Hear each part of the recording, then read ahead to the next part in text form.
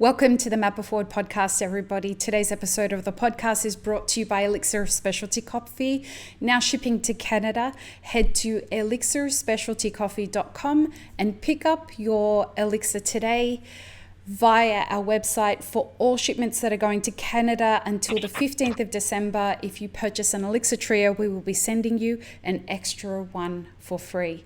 Today on the Map It Forward podcast, the very last conversation of this decade and for 2019, we have the absolute honor of welcoming Cosimo Libardo. Welcome to the Map It Forward podcast, Cosimo. Thank you for having me, Lee. Can you hear me okay? Yeah, I can. Perfect. Awesome. It is such a pleasure to have you here. This was for me. Too. Thank you, sir. This was for me the absolute best way I could finish this year. You are a dear friend and you are somebody who I am.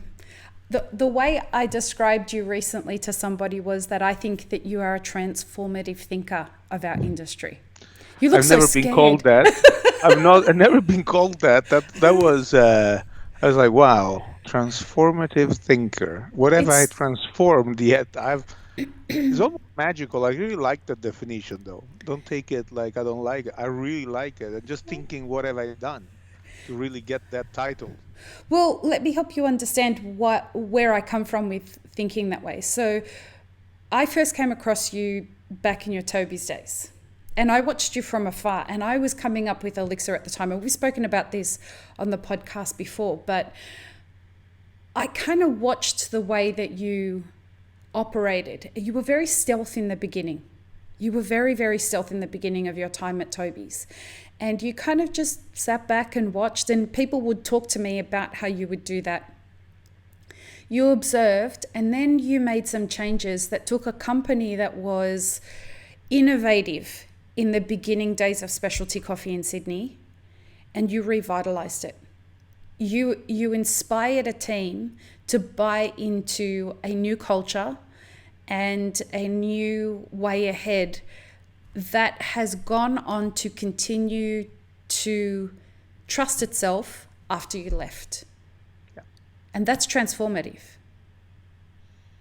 Yeah, but see, for me is maybe I did transform it. Maybe you're right. But what I did, I just took what was there. I didn't create anything other than taking what they had inside and made them realize they could do a lot more with themselves. You're far too humble, sir. Sorry, I didn't hear this one. You're far too humble, sir.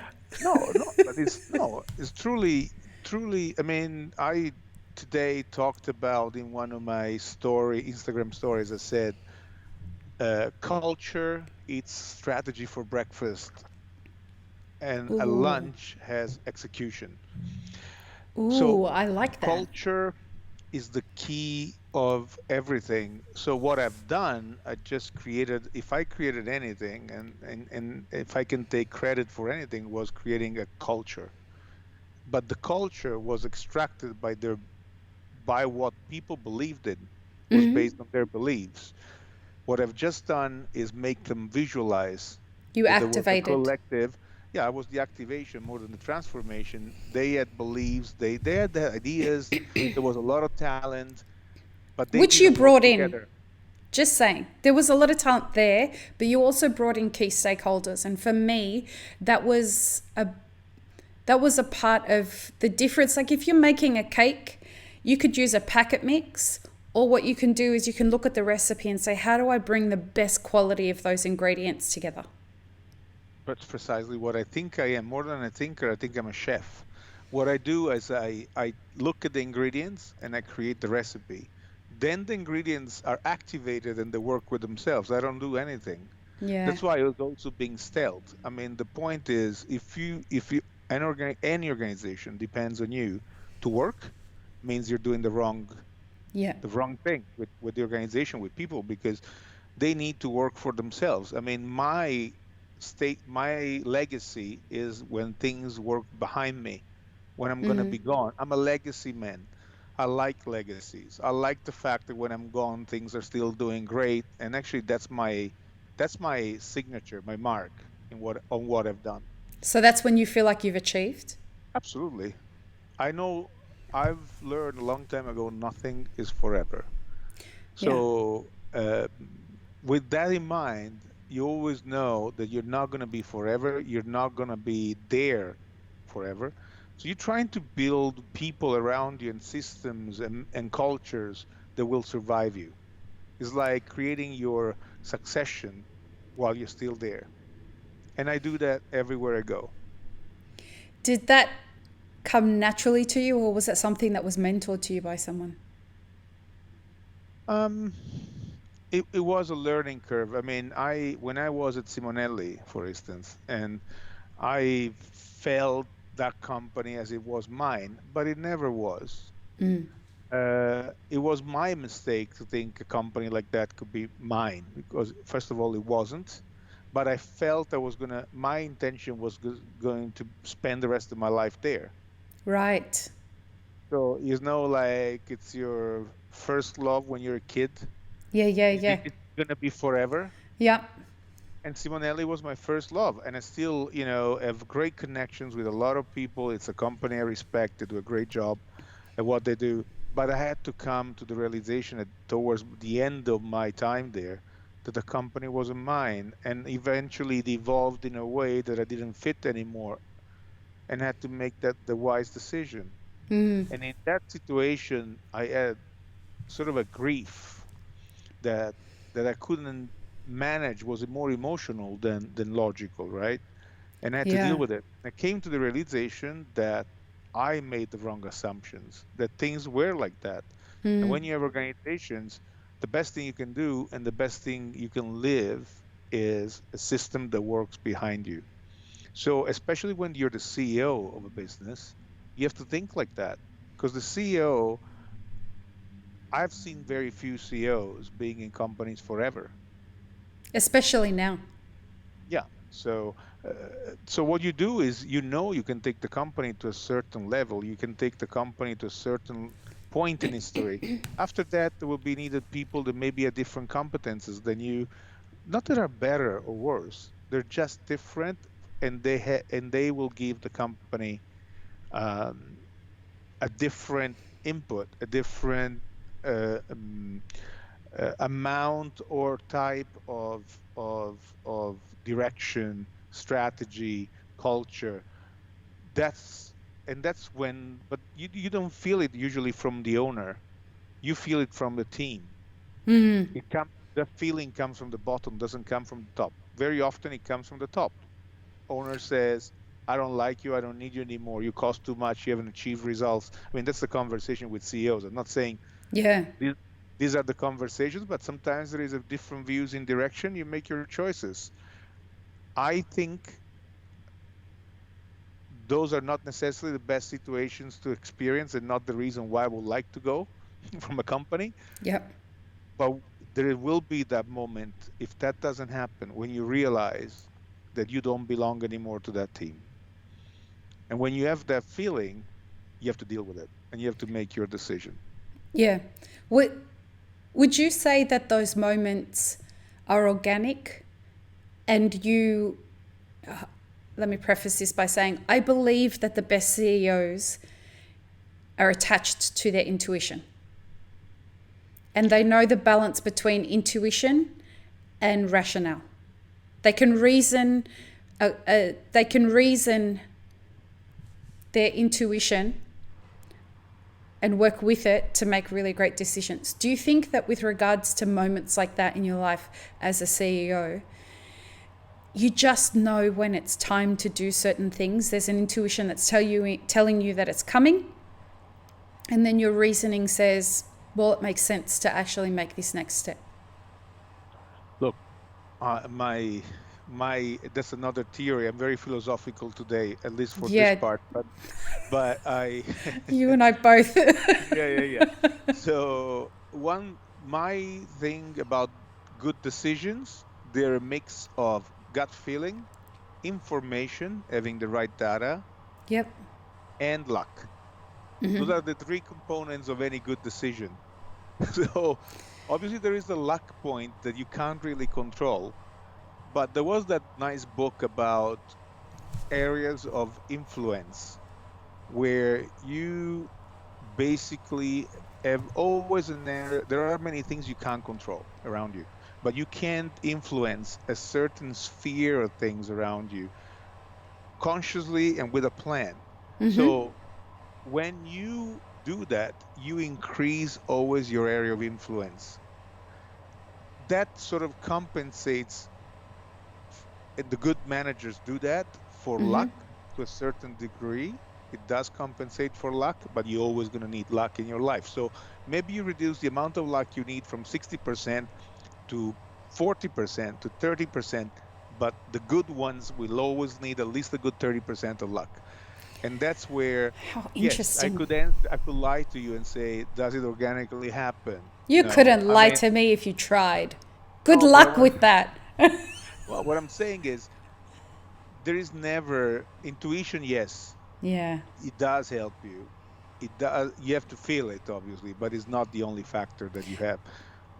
You know, it happens though. I mean, I've never seen a CEO in a company forever, or at least I No. can't recall what. Maybe our Schultz has been, but he came back when, or you can have Steve Jobs.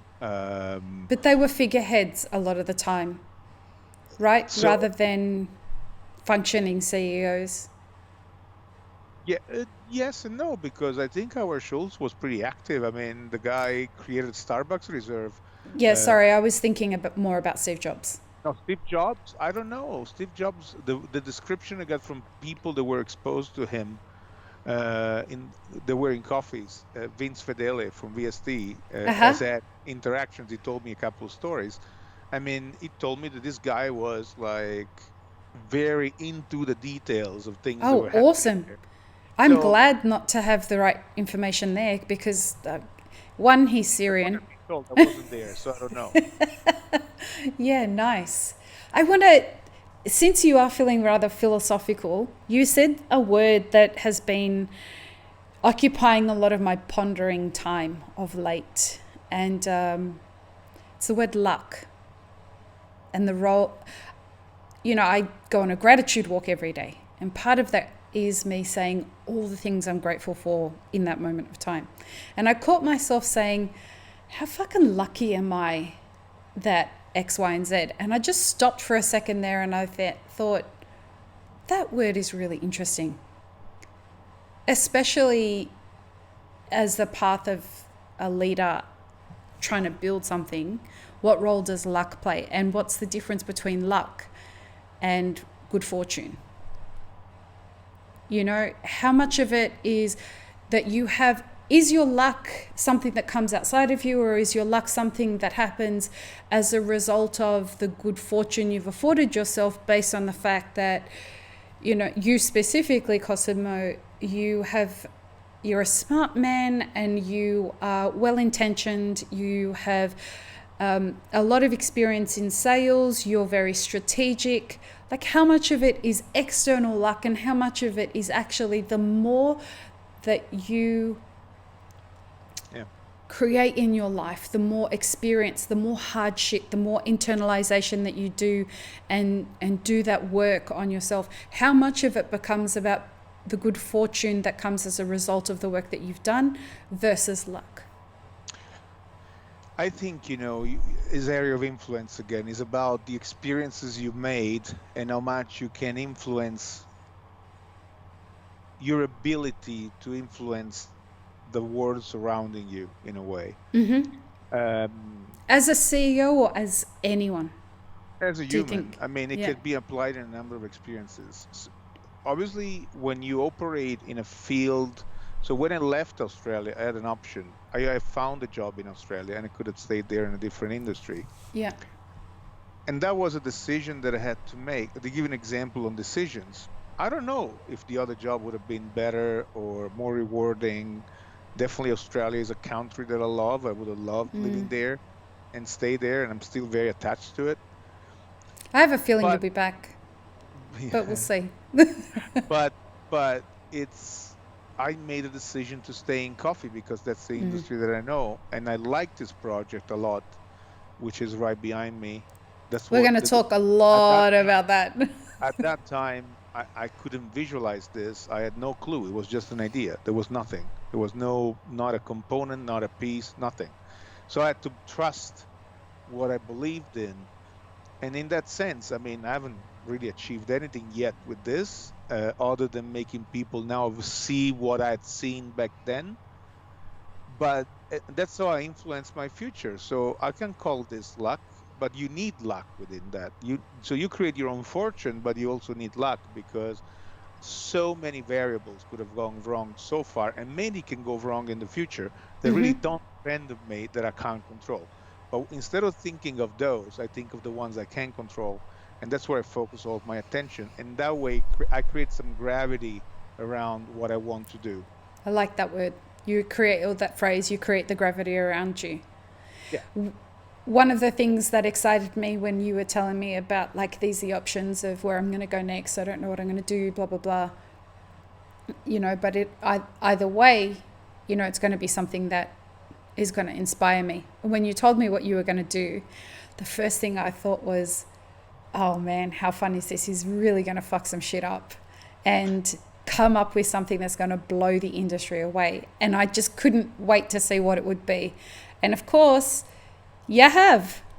I haven't done it yet. You're in the process of it, right? Yeah, well, I'm pretty confident.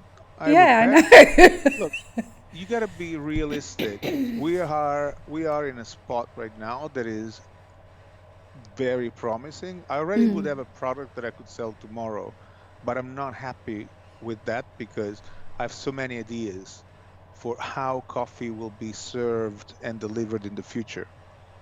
And this is why I want to take another year to sort of tweak. It's not tweaking, is about defining a new business model around. This is not just a product, this is a new way of doing things. And that's where I see huge opportunities. Yeah. I think that we need to think, because this is the unknown. What I like about is operating out of my comfort zone about 70% of the time. This is probably 90%. So I'm also extra careful to not be carried away by enthusiasm and like, let's do this and speed. And I want to do it in a way that is going to stay as a legacy. This is precisely, by the way, one of the company values of Carimali is legacy. Yeah, nice. We created that fits you very well. That's why. And Excuse you know me. what? That's the funny thing. I didn't come up with that. No, that's why I'm saying it fits you very well, because that's a place you belong. That's you why belong in a place. Yeah, you belong in a place that one of the main values is legacy, because that's what you're about. Yes, we do. We do have a very good and shared vision in the company. We shaped it as a rocket. You might have seen it everywhere. Yes. But that's our vision and mission statement. And one of the things that Carimali will do in the future is, in our mission, to make it short, is makers of flavor extraction technologies. So is that new? That's been there for a year. It was internal though. We didn't really go out and explain it to the market. Right. But the reason for that is that we believe coffee is going to become more of an ingredient for flavor. The people buy a cup of coffee for two reasons: either caffeine, like or flavor. Told me earlier, you need it in the morning, or flavor. Yeah, those are the only reasons. I mean, obviously, you want to have an experience associated with it, but if you go down to the real needs that you're trying to satisfy when you drink coffee, wherever you are, at home, in a coffee shop, from a capsule, from a can, from a bottle, it's caffeine or flavor. Those are the only two things that are in common. I would add one perhaps, and I wonder if how it fits into it. I would add ritual to that. Possible. Some people I've come to realize of late, they use coffee as a ritualistic part of their morning to activate them without them needing. It's not a caffeine thing. It's not a flavor thing. They just really enjoy the ritual of sitting down with a coffee and a paper. That would be an interesting test, the placebo wouldn't it? Yeah. effect you had coffee with or something that tastes like coffee without caffeine in it, Yeah. how much people would see the difference? Probably it's the psychological impact of that experience in a certain time of the day that affects you, that sort of calms you or brings you back into your spot, sort of where you feel centered, and then you restart from there. I do Rituals think are very that, important, right? yeah, but imagine you're in the mid, yeah, and probably that's what I'm trying to relate to that experience, thinking of what happens to me when I travel. So I travel with this, I mean, I liked the idea of portability of that experience. Yeah. We're used to our phones, so portability will apply to experiences that are still, that are attached to something you can't take with you, are fading in a way. Yeah. I see, that's where I see, the live streaming and everything. You can take it with you anywhere you are, and you just get into it. It's like a blanket you put on yourself whenever you're in an airport. You put headsets on, and I see a lot of people wearing Block this out the blanket. world. Yeah, you just go like, whatever. Like anything can happen. I'm in my own world. Those are also rituals. Those are also things. So the portability of experience is sort of the thing that is going to change the coffee world. That's why you see Elixir or a Southern Coffee or voila. I mean, if you think of all the coffee that was traded, and I think I told you the last time we spoke, the coffee was traded in the world, used to travel in either Folgers cans or Yes. in bags, right? It was ground coffee or Maxwell House. I mean, those were or you had instant coffee, but those were the alternatives to beans. You had ground coffee, instant, or beans. Those were the three forms you found, and probably beans were the vast majority of the coffee anyway, right? Yeah. Yeah. Yeah. Yeah. Now, if you look at pods, capsules, sachets, It's all about cans, bottles, convenience and how portability, much right? of the coffee is left that travels in an actual bag anymore? I mean, it's still a lot, but I would say that from 1990 till now, if we had a number that we could share, we could all agree on, of how much traveled in a can or an instant versus beans, I would see that number increase year on year. And new extraction technologies, and that's what we talk about flavor, the Yep. business of flavor. We're in the business of flavor. I would say portable flavor. Yep. That's what I think is going to happen in the future. I am very excited about having conversation with you about what the next 4 or 5 years in coffee looks like, because I've been going to trade shows and starting conversations with lots of technologists that are occupying the coffee space and coming into the coffee space. And their vision for what's coming is very different than what the majority of the industry is talking about. Like people like you that are pioneering stuff like that and that are involved in that space, it's not new to you, but the majority of our industry would be quite surprised at where it's all going. And I think they'd be more surprised by what consumers want in this space. Do you Well, agree? I do, and I suspect there is a word that characterizes what you're talking about, meaning what the technologies are looking into, which is accessibility of the experience, making the experience more accessible.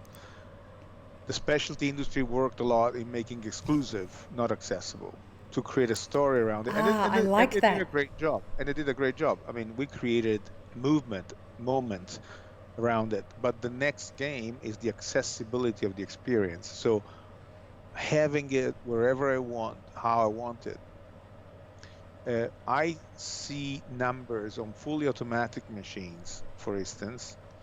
So I was a judge at the SCA in Boston, like for innovation. So I was dedicated to a lot of non-equipment products. So there were a lot of new ways of, there was a company that presented a new frozen capsule with pre-extracted coffee frozen that you could keep in your freezer and extract any time of the year that tasted as good as a V60 Kenya. It was a Kenya, and I tried it from the same, was George Owl's, the coffee. I tried it in this frozen capsule, and I tried it fresh in his cafe. The capsule tasted better than the fresh. And for anyone who's thinking like, oh, but like, does he really know what he's tasting? Like Cosimo's a Q grader and he's just been recertified. Like he knows what the fuck he's talking about. So I just want to, proud friend, just saying, I want to clarify for anyone who might be questioning, does Cosimo know what he's talking about? Yes, he does. He really does. I've tasted a few coffees. Just a few, just a couple. I'm not.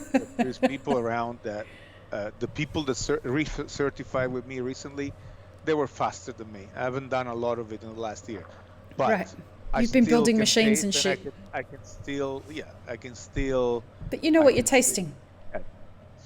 So the capsule tasted better.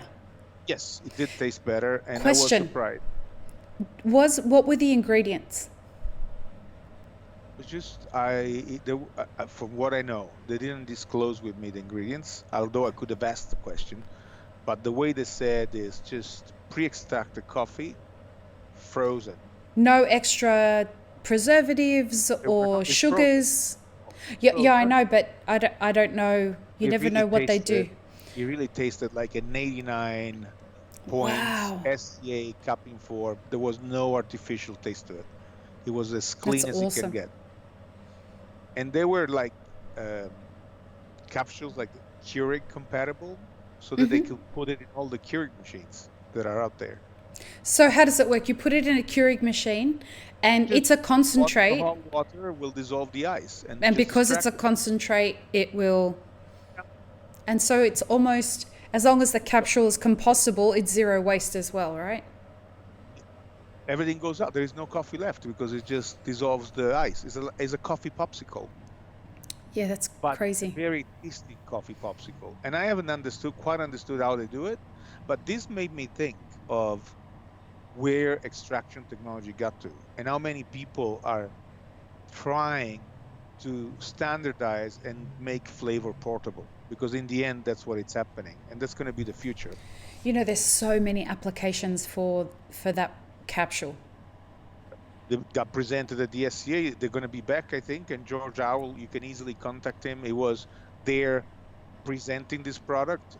I don't want to talk for him. He knows much more than I do about it, but I should definitely see if he wants to come talk about it. I think there were hundreds of innovations presented in flavor extraction, and that is a signal to me that the industry is on the edge of this paradigm shift, where it's going to go to the next stage and change completely. Fully automatic machines now, thanks to this technology, could assign instantly a different temperature to each grinder.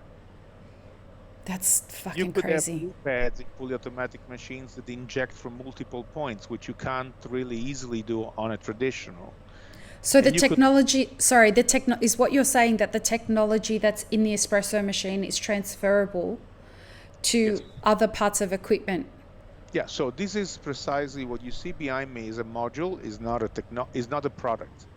This is one way that we use to make people visualize how small it is. Okay. And you could, you see it placed vertically like this, but you could turn it around and put a group pad on the side or horizontal. It's like a brick. You can place the group pad anywhere you want on it. So. All right. Wait. So we have teased the shit out of it now. Like, let's talk about it. This thing that we are. Tell me. And before you do, though, I want to make it clear, Carimali is not a sponsor of this podcast. We are not having this conversation to promote anything or anything like that. Cosimo is a mate of mine. I'm very excited about the shit that he's doing, and I invited him to come on this podcast and have this discussion because I want to know. I wasn't able to be at World of Coffee. It was a World of Coffee that Host that they revealed this, and I wasn't able to be there. So I could easily pick up the phone and say, Cosimo, tell me all about it. But I didn't want you guys to miss out on the opportunity of hearing him tell me about it. So that's why he's here. This is not a promotion or nothing. So go ahead. So, I'll explain the concept. So this is, again, a module. A module, we put it in this little, I hope you can see it. Can you see it? Yep. So I'll turn around a bit. So this is maybe you can't have dimensions, and I hope you good with centimeters, but I can't do it in inches. Hey, I'm So, Australian, mate, so let's so you keep it can, let's keep it in centimeters. okay, yeah, okay. So the height of this thing is like 35 centimeters, and the depth is 14, Oh and the wow, width that's is probably tiny. 25. So you've Just got to the give, and espresso cups next to it, just so that people can have some 1 second, context. right? Can you see me? Because Yep, yep, I organize things in a way that you can see it. So what I'll do is I'll turn it around a bit. Can you see yep, and how there we deep it go. is? This is my hand. I'm Yeah, holding the wow. whole thing. Yeah, So if I'm wow. close to it, see my hand, see how small it is? This is the grinder. It's smaller than the grinder. Wow. What So, grinder is that? oh, this is Slingshot. This is another company we have investment in. Okay. It's called Slingshot because I'll show you when I use it. It's just a very smart system that tells you for how long the coffee has been sitting here. Obviously, we did a test before, so it's been ground for a while, but I can Okay. purge that. Um, and as a system that you push the portafilter in here and fills it with the amount of coffee. And you can use different portafilters or different filters with it so that you don't have buttons to program or doses. It just fills it. Yeah, that's awesome. And it's very fast. Anyway, what I'm trying to say, the problem with this thing is that, Because oh, it's so light. yeah, it's light. So we had to create, this weight's less than 20 kilos. It's probably 18, 17 kilos the total. And the part that weighs the most is the part that we made at the front to just keep it down. Yeah, wow. So this is a module and can go in traditional machine. So this is going to become a home unit. It's going to become a composable traditional machine, like a Lego. Yeah, And wow. it's going to go Like a into a fully, modular kind of thing? yeah. So when I was in Australia, the issue with cafes, they normally first build the cafe and then they choose where to put the coffee machine. Rookie mistake, right? Well, it's not a rookie mistake. It's just that it's very often you don't think of workflow. You think about it afterwards. So you end up using one steam wand instead of the two steam wands that come with the machine Yeah. because you haven't positioned it right. This machine will allow for the machine to adapt to the place that already exists. So you could put some modules on one side to the other and probably interconnect them and put a back magnetic cover to just bind them together if you want, or just place them in different places. What it will do, you won't have to use the counter. You don't have to use it because this uses a plug that is a 1000, it's a 16 amp plug. So you can use the one for a hairdryer for it. That's crazy. The steam module uses a bigger one, but still well within what is available. So you could plug it in different places of your coffee. You could put it on the wall if you want. So this is one of the many shapes it has. So it doesn't use three phase at all. Even the steam module doesn't use three phase. Not right now, at least not the ones the ones we tested. I mean, you will need probably a 3000 watt, let's say, power when you use it. Okay. That's another thing about this technology. This is not on right now. Okay. It's So just sitting there. yeah. So it's instant, which means from shot to shot, let's say right now it's done with this little thing. I'm sorry that I'm making a lot of mess with my wire, but No see problem. this number is 93.5 right now. I Yep. don't know, you can read it. No. Now what I'm doing with my finger, I'm lowering it to 88.9. And next shot will be 88.9. The next one, I want to have it at 93.5. I just go like this, and it goes back to 94.2. So from shot to shot, instantly, I can change the temperature. Do that again, Cosimo. So you just okay. So for those of you who are just listening rather than watching, I would encourage that you go and watch the YouTube video of this. But what Cosimo is doing is there's a touch screen which looks the size of like an iPhone X. Yeah. It's not Yeah. a big iPad. Is that an iPad mini? More, it's between an iPad Mini and an iPhone X, actually. Okay. And I mean, so, if you want it as an iPhone X, you can see it next to it. yeah, so it's probably 1.5 times the size of an iPhone X, and it sits on top of the machine. What's the machine called? It's not, doesn't have a name Not because yet. it's not a machine. It's a Okay. module. It's a module. It's, call it module A. Okay. I don't know. Give it a name. Okay. So even from that perspective, it is small. Like it is smaller than the grinder that's next to it. And so what Cosimo was doing to change the temperature was just running his finger across just a small section of the bottom left-hand corner of the screen on the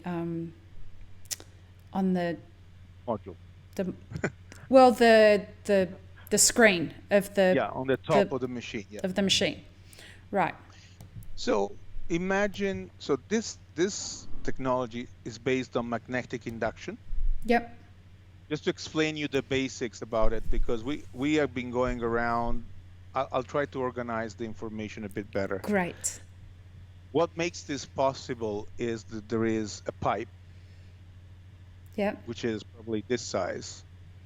What what size would you say that's in centimeters for people who are listening? 20 centimeters. It's Okay. and it's not, I don't know the width, the circumference of it, but I can tell you that it's not very big. It's not a boiler for sure. It's like a pipe. It's like this. Okay. Very small. And that's where everything happens. The water goes in and is instantly heated to the temperature you want. The machine calculates how many calories are given to every cc of water in order to achieve the temperature you want at the exit.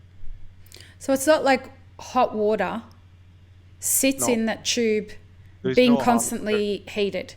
It's not, this is not, that would be what a boiler would do. This is not that at all. So this is a boilerless machine. There is a path the water has to follow, and the temperature is precise. We had Gregory's case involved in this project. He was at the show. So he's been validating the numbers for sure, and he's been looking at the reproducibility of the curve. And he definitely found that this technology acts very differently from any boiler that is out there. So it's definitely not a boiler. The nice thing about this, you could also temperature profile it because it's all done by software. So you could design your temperature profiles for the coffees you want. So you could have a pre-infusion temperature and then an extraction temperature, then low temp at the end, if you all done by the machine. And you just pre-program it. Once you found, let's say you dial in a coffee, you pre-program it and you can have those presets happen. Right. Right now, it depends on the interface you find. So what this allows, number one, this module contains a pump aboard the whole heating system. And there will be a steam module and a hot water module. So you can use them as components of a Lego to build a machine in whichever sequence you want, using plugs that are available for the most part in any location, anywhere. Let's break that down for people. So is what you're saying that if you wanted to build a 3-group machine or a 4-group machine or a 2-group machine or a 7-group machine, you could individualize each of those group heads to specific coffees that you were offering. That's the point, right? But even from coffee to coffee, you can have 3 grinders working with this machine, 3 of these, and from knowing that coffee likes a certain profile and temperature, you can easily switch to that profile and temperature just from touching a button. And then the next one will use a different one. On a fully automatic machine, you could automatically assign it to each grinder. So and have pressure profile and multiple injection points.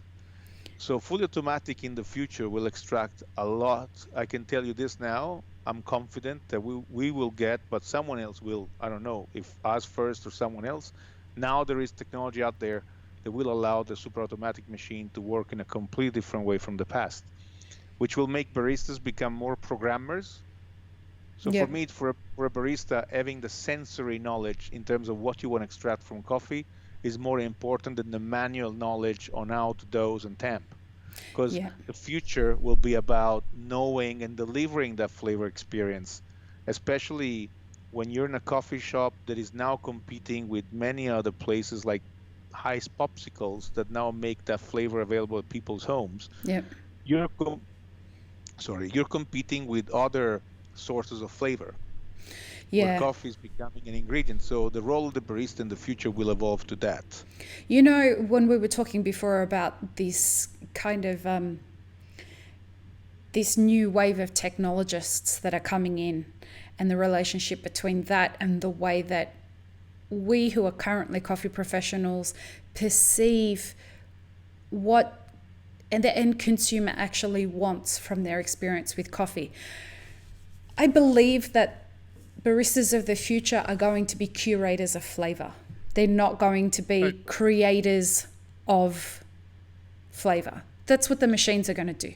They're going to be the people who, more along the lines of sommeliers. They understand how to describe the coffee. They understand the nuances of it. They understand the history and the story of the coffee, and they're able to relate that and translate it through the technology that's available to them. Do you think that sounds like cricket? Yeah, I think that's going to be a great part of it. I think they can also, they could manipulate flavor in a way with different settings on the machine. So they can decide which flavor they want to deliver in a much more automated and repeatable way, which is a good thing in my opinion. With much more control. So in that way, they're going to look better and good.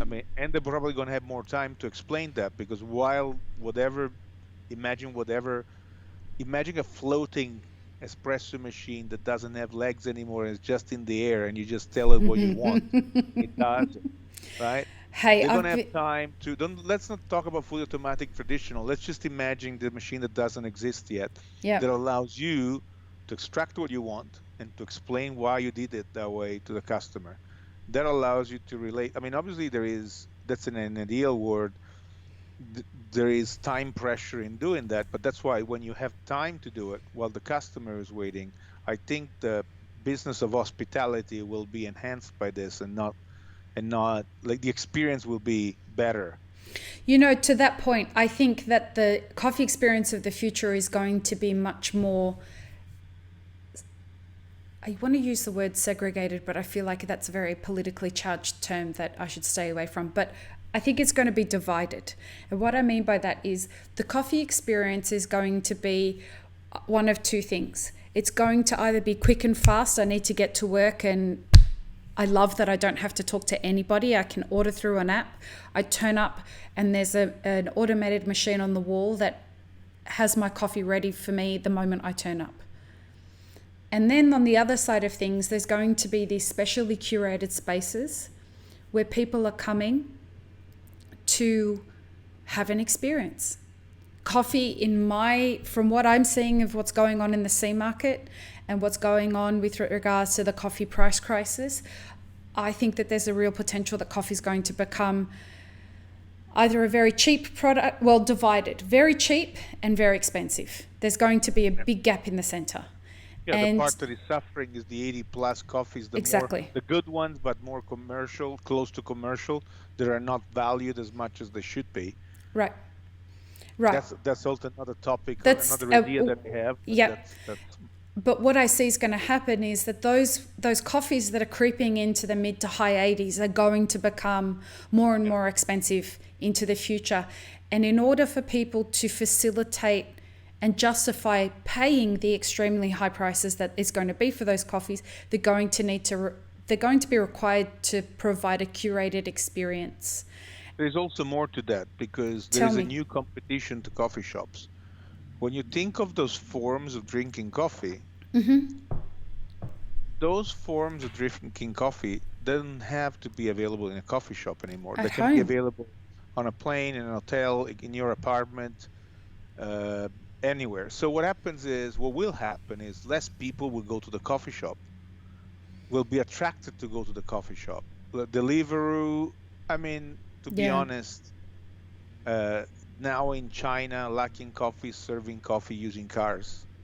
Now they made Yeah. For the anyone who chart. doesn't know who what that is, that's pretty much a competitor It's for the same. Starbucks, and Yeah, they're it's the size they're of Starbucks. outstripping. But I They're don't know if bigger it's than bigger. Starbucks now. Yeah.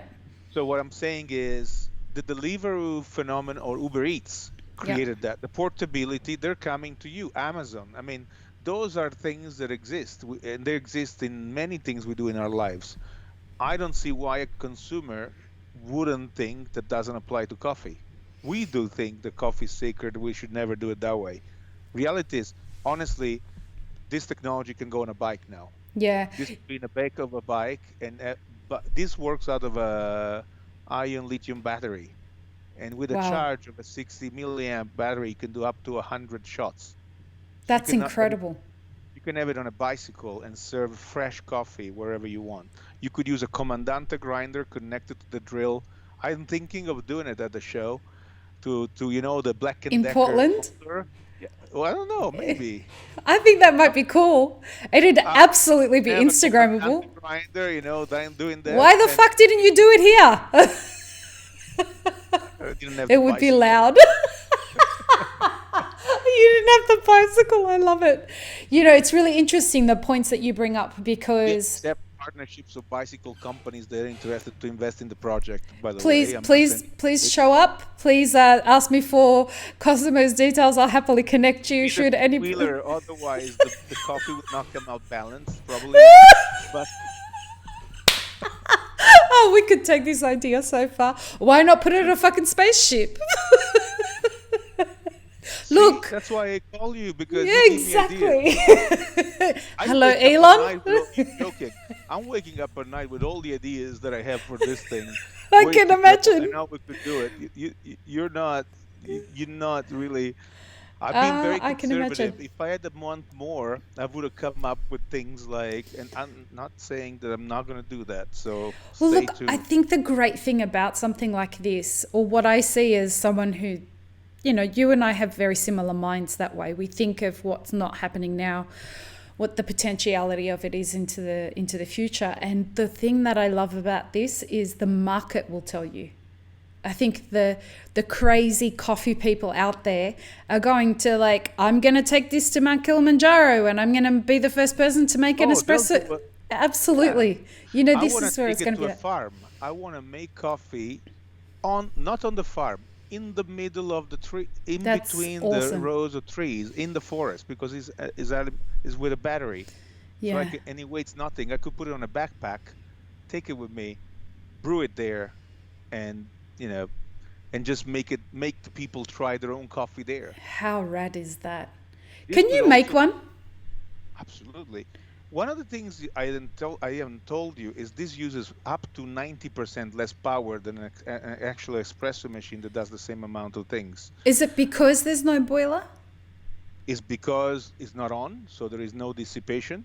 Okay. It doesn't need to heat a big amount of water, so right now it's off. Secondly, there is no overshooting because it calculates by cc the amount of energy that cc needs, and when it's not in use, it's off. That's pretty The incredible. combination of the up to, because obviously if you're making one shot after the other, the amount of calories, let's say that you made always shots with this, there is no saving or little saving. There is probably a 10-20% because you're making shots one after the other. So that's the same on an espresso machine, a regular one, and this. But we all know that in a real coffee shop or in any coffee shop, you might have those 2 busy hours, but then after that, you have downtime. Right. This one doesn't use power. Imagine also you have a machine that in the afternoon you don't have that volume. You start turning off brew pads you don't need. Yep. It Well, takes this does it 2 minutes in the automatically. morning to heat up. 2 minutes. Wow. 2 minutes, you have it ready.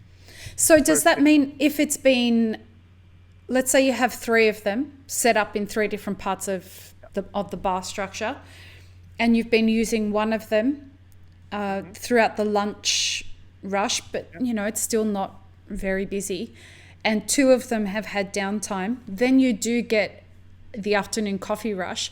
How long will it take? Does it need another 2 minutes for those two machines that haven't been in use for an hour to warm up? 2 minutes, yeah. It but then once it's not warmed for up, the machine it's good. right now. It's for the group head. The group Oh, head is more traditional, but we're thinking of making it lighter so that it could take even less, because it doesn't need, this is the opposite of needing thermal masses in order to be stable. You can reduce it and make it a different material. So right now, we're still, that's what I'm telling you, is there is so much potential. We haven't need that time to explore. We need to yep. tweak it. So we need to see how far can we go. The problem with this was for us to see how do we want to make it look familiar to people, because it could be a completely different thing, but then people would not relate to it, because this is Right. not an over counter, this is not an under counter. Yep. So The potentiality is huge with regards to the way it would look. Like you could have it built into a wall, you could have it doing a whole bunch of things, but I see where you're going with that. It needs to be familiar at this point, because there is I a think, certain level of familiarity that we need to have, because yeah, people will lose. well, they'll So get scared of it. you can do a number of things with this. There are also other things we need to figure out, like the weight. Obviously, if you insert a portafilter, when you bolt it to the counter, I wouldn't want to break counters. No. I would try to keep the counter as so the under counter, they're very difficult, they're lovely, they're beautiful, but they're so hard to manage. You could have this doing the same job of an under counter, but in a completely different way. So we're thinking of ways on how to build the machine without having many holes into the counter. Talk to me about the plumbing. Well, the plumbing, this has water coming from, this has 2 tanks at the back right now. So the that are- tanks are a part of the system? No. These are just 2 bottles, 2 water Okay. bottles. One is discharge. It has a pump inside. It does everything. You don't need external pumps, anything. It's all in there. You just need To connect power, into a water source. 1,500 watt right now. You need a discharge bottle, possibly empty. Right.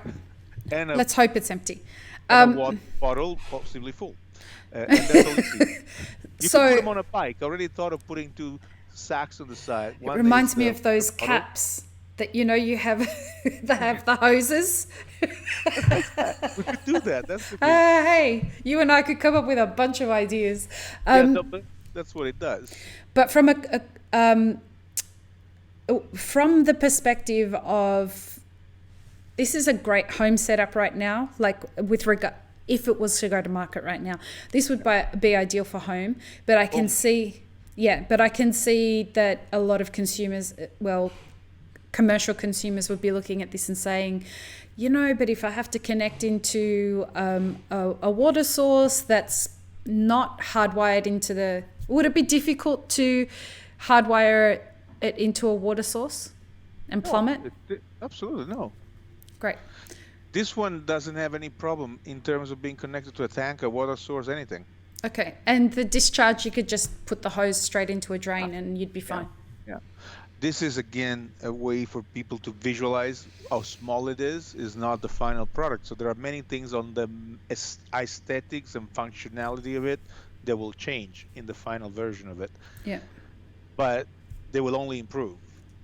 Yeah. So interface, how it works, and obviously we're going to have a commercial version and a home version and a fully automatic version. These are the 3 different incarnations of it.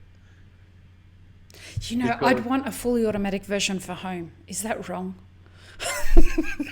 Oh, and the nice thing about this, which I haven't said, is now you're a roaster. Think about being a roaster.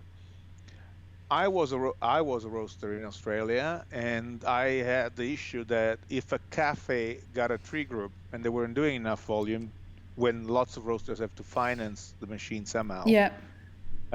you have to take it back and give them a 2 group, and now you have a used 3 group. Yeah. What do with it? Yep.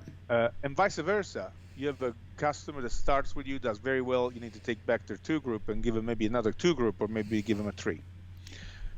This one, you just add them on. Take them off eventually. So your inventory cost is not made of 2 and 3 groups. It's just made of single modules. How light is it? This is right now 18 kilos. Yeah, wow. That's So you fucking could, crazy. but your stock goes down 30%.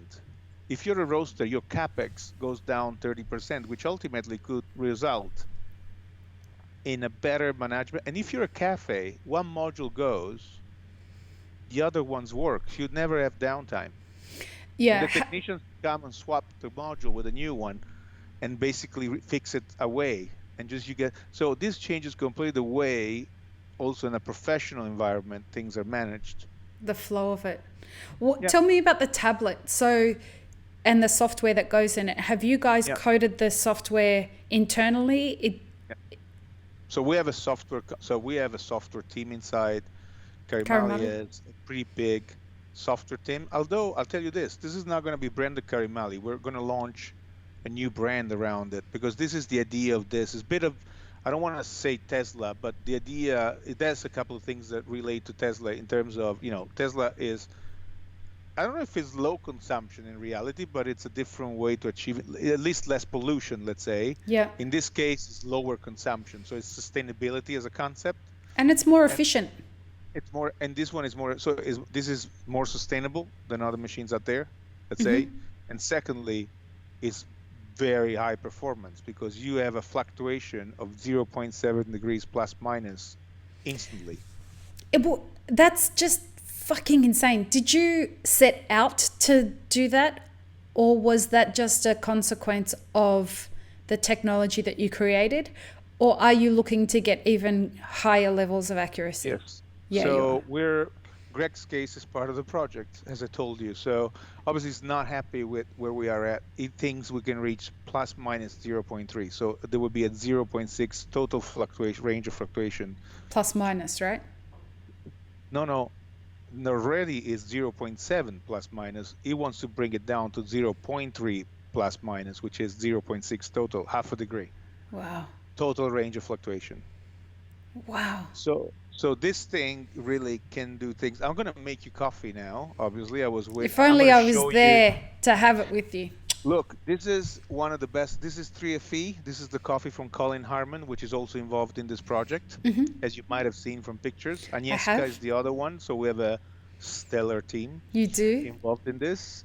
It's fine. I'm just the cook. I'm the chef, you know.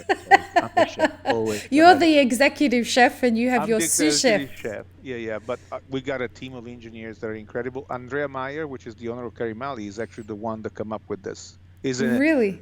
Yeah. Is a technologist in engineering technology. So we had the same vision, and we sort of fell in love with each other. We're sort of like, dude, I like you a lot. I'm coming back from Australia for you. I always tell them I came back for you because this thing got me. I was like, I'm in. That's awesome. It was just an idea back then, but we refined it a lot. So I'm going to move my chair back. I'm going to make some coffee. I'm going to try for you to visualize what I'm doing. For the people who are listening, can you try and describe it so that people who are listening can... So right now, I'm going to have to hold the machine because it's very light, so it moves otherwise. Okay, I'm getting, so this is the portafilter, is a regular portafilter, no trick. This is... No tricks. Carimali always have 3 wings, by the way. If any one of you notices, we always have, is historical machines that are from the Carimali was founded 100 years ago. Congratulations, by the way. Thank you for being 100 years old. Thank you. I carry that age very well, right? What I'm saying is, historically, it's always been like that. It's something that I never understood, but apparently that's how they always did things. This is tradition in this. So what I'm doing, I'm loading coffee on the slingshot. What I'm going to do a purge, because this is all has been sitting there. I know it's been sitting there for 1 hour and 40 minutes since the last one I did. So I'm gonna.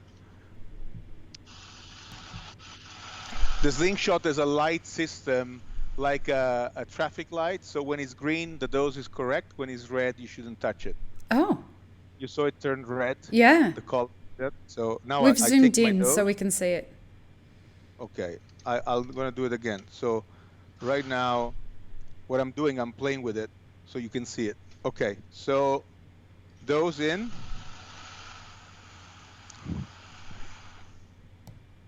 This is the dose. Can you see it? I don't want to spill it on the computer. Yep. Can you see it? Okay. Yep. So I'm going to tamp. I'm going to distribute first. I got all of Agnieszka's tools, by the way. These are all her. I'm still... The perks of having her on the team. Okay, and now I go and tamp. How many years has it been since you baristed? Oh, no, I do it every morning. Don't worry. Oh, nice. Brewing, baristing. So now I'm going to put it in. It has a purging button.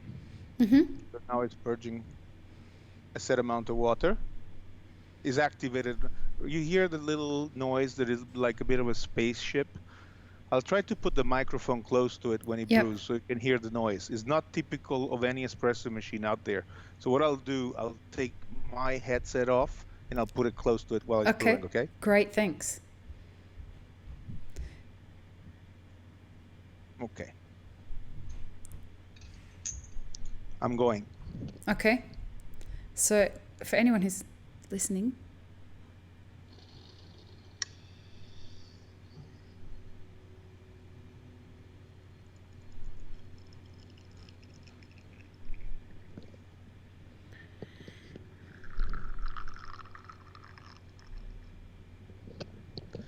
Did you hear it? yeah, it's actually it's quite soft for what I expected.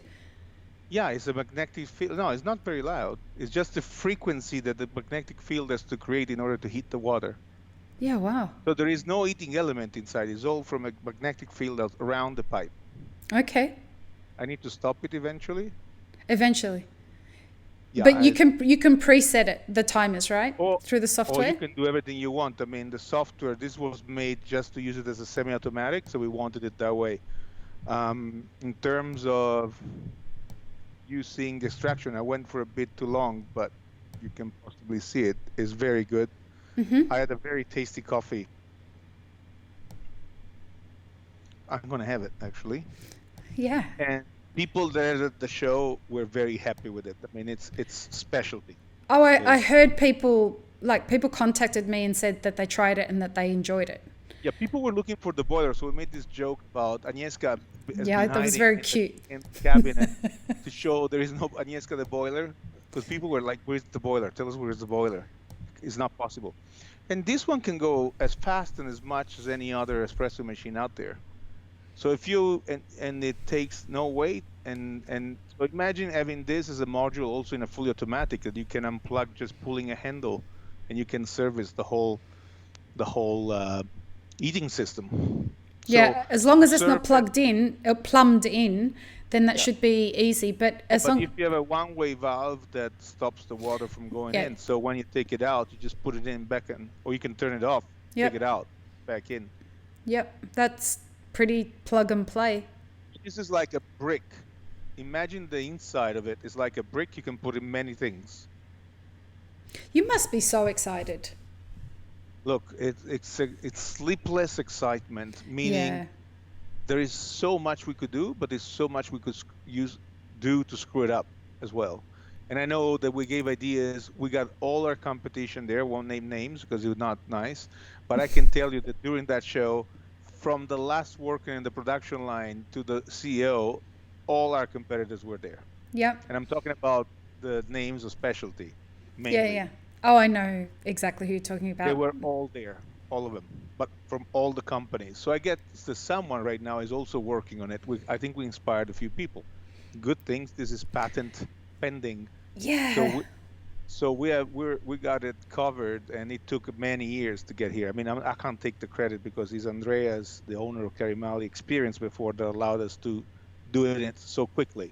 But this speaks to my point of like anybody who read the email that went out yesterday. Our weekly mailing list, the subject was "You can't put lipstick on a pig," and I was talking about part of it was that I had some very controversial things to say in there, but part of the disclaimer was I am not anti-competitiveness. Like, I'm a big fan of conscious capitalism and free markets and competitive markets.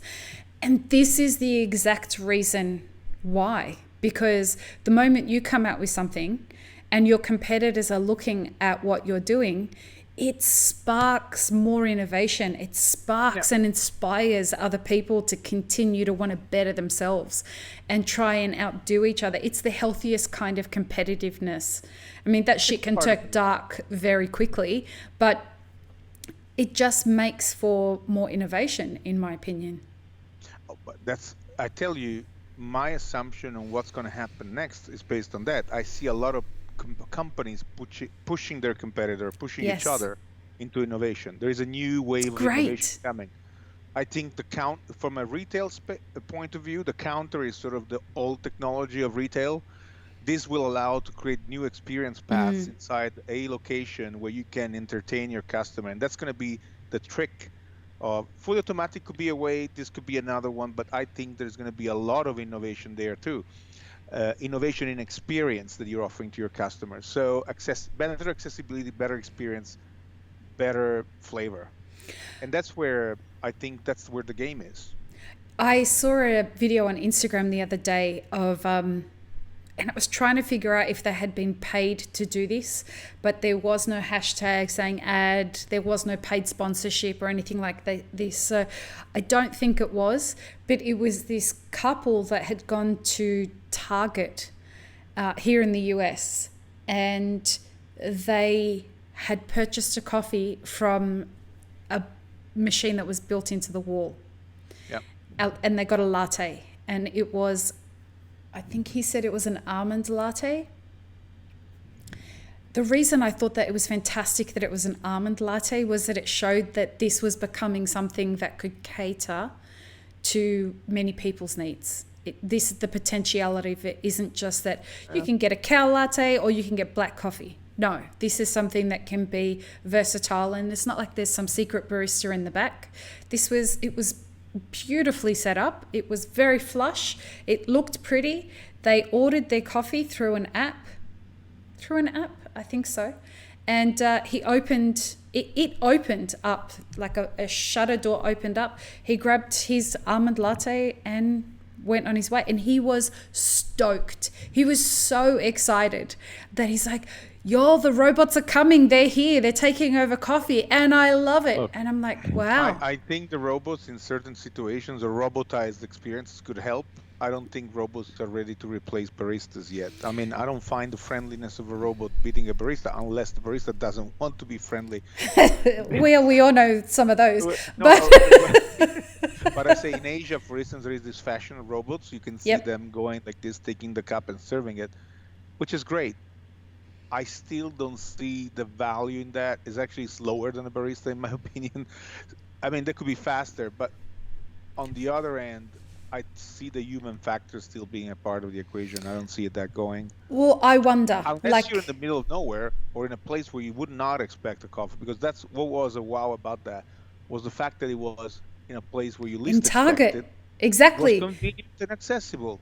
Yep. Again, accessibility is the game. That's where, so the barista could make it accessible too, in terms of providing different experiences in the same space.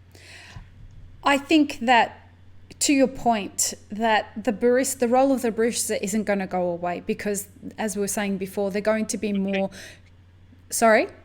It will change. It will change, and given a lot of the workplace challenges that the current generation of baristas are experiencing and that employers are experiencing with diminishing profit margins, etc., I think that the way things will evolve into the future is that we will have a lot less of them.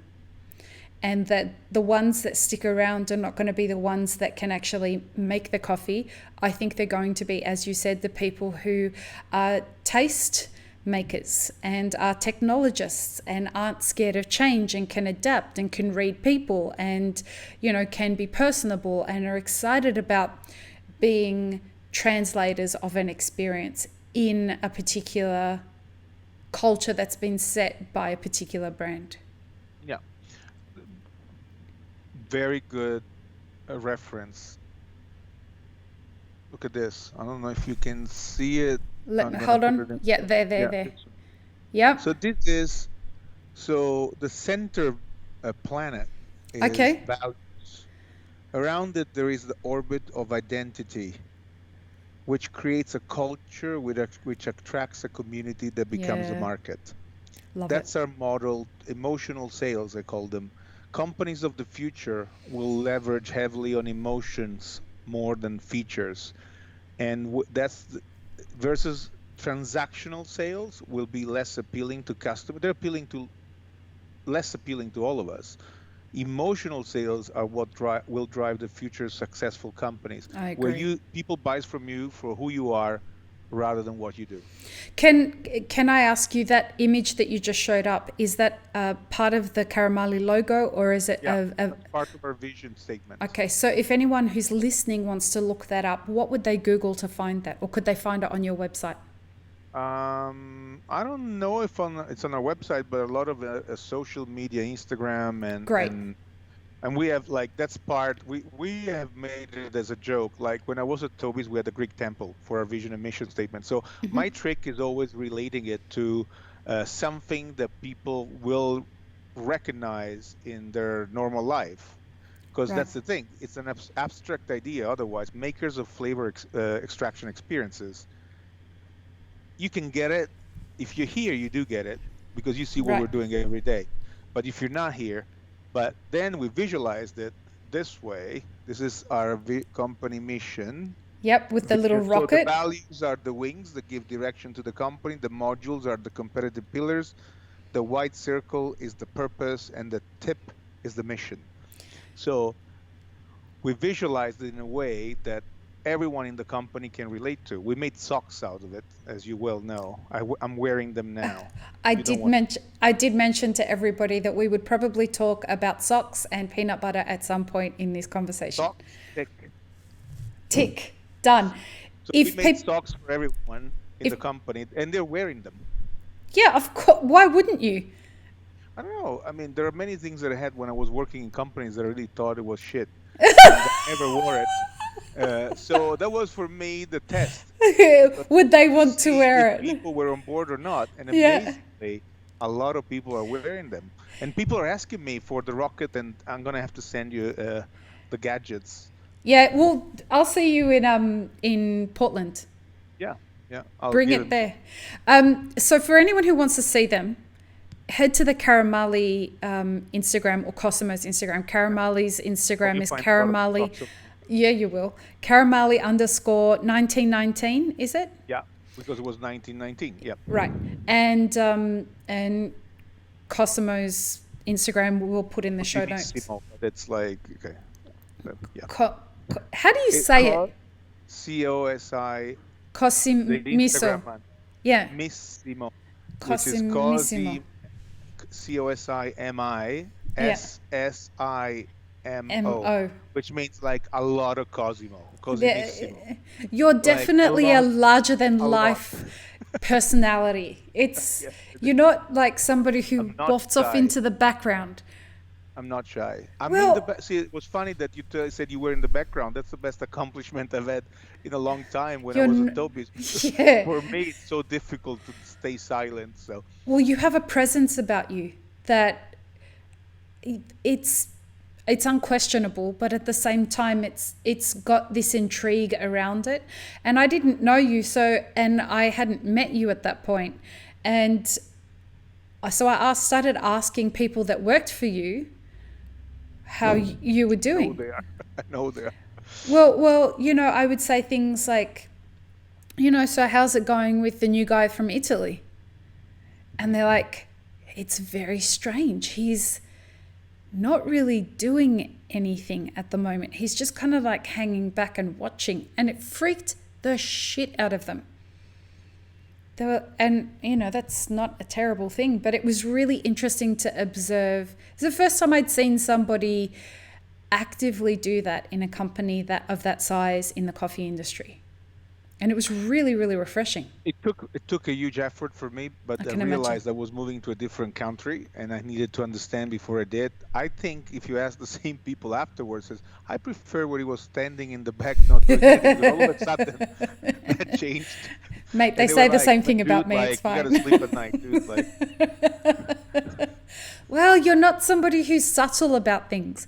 You are reasoned, though. That was why I wanted to become friends with you after I had had a few conversations with you, was because you weren't someone who had like pie in the sky ideas that they couldn't execute. And you and I have met many people like that.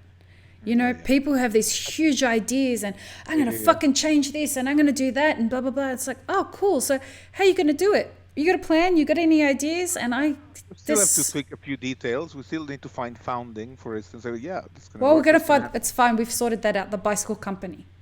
We've decided for you it's going to be the bicycle company that's going to take care of all of that. We're onto it.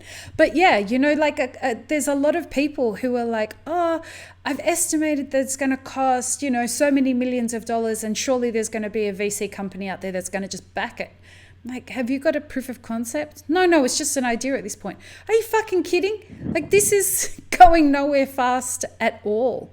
And you meet a lot of people like that. I certainly experienced it with Elixir in the sense that I was getting hammered with people that were like, I'm going to do I'm going to be the first competitor for Elixir. I'm like, go for it, bro.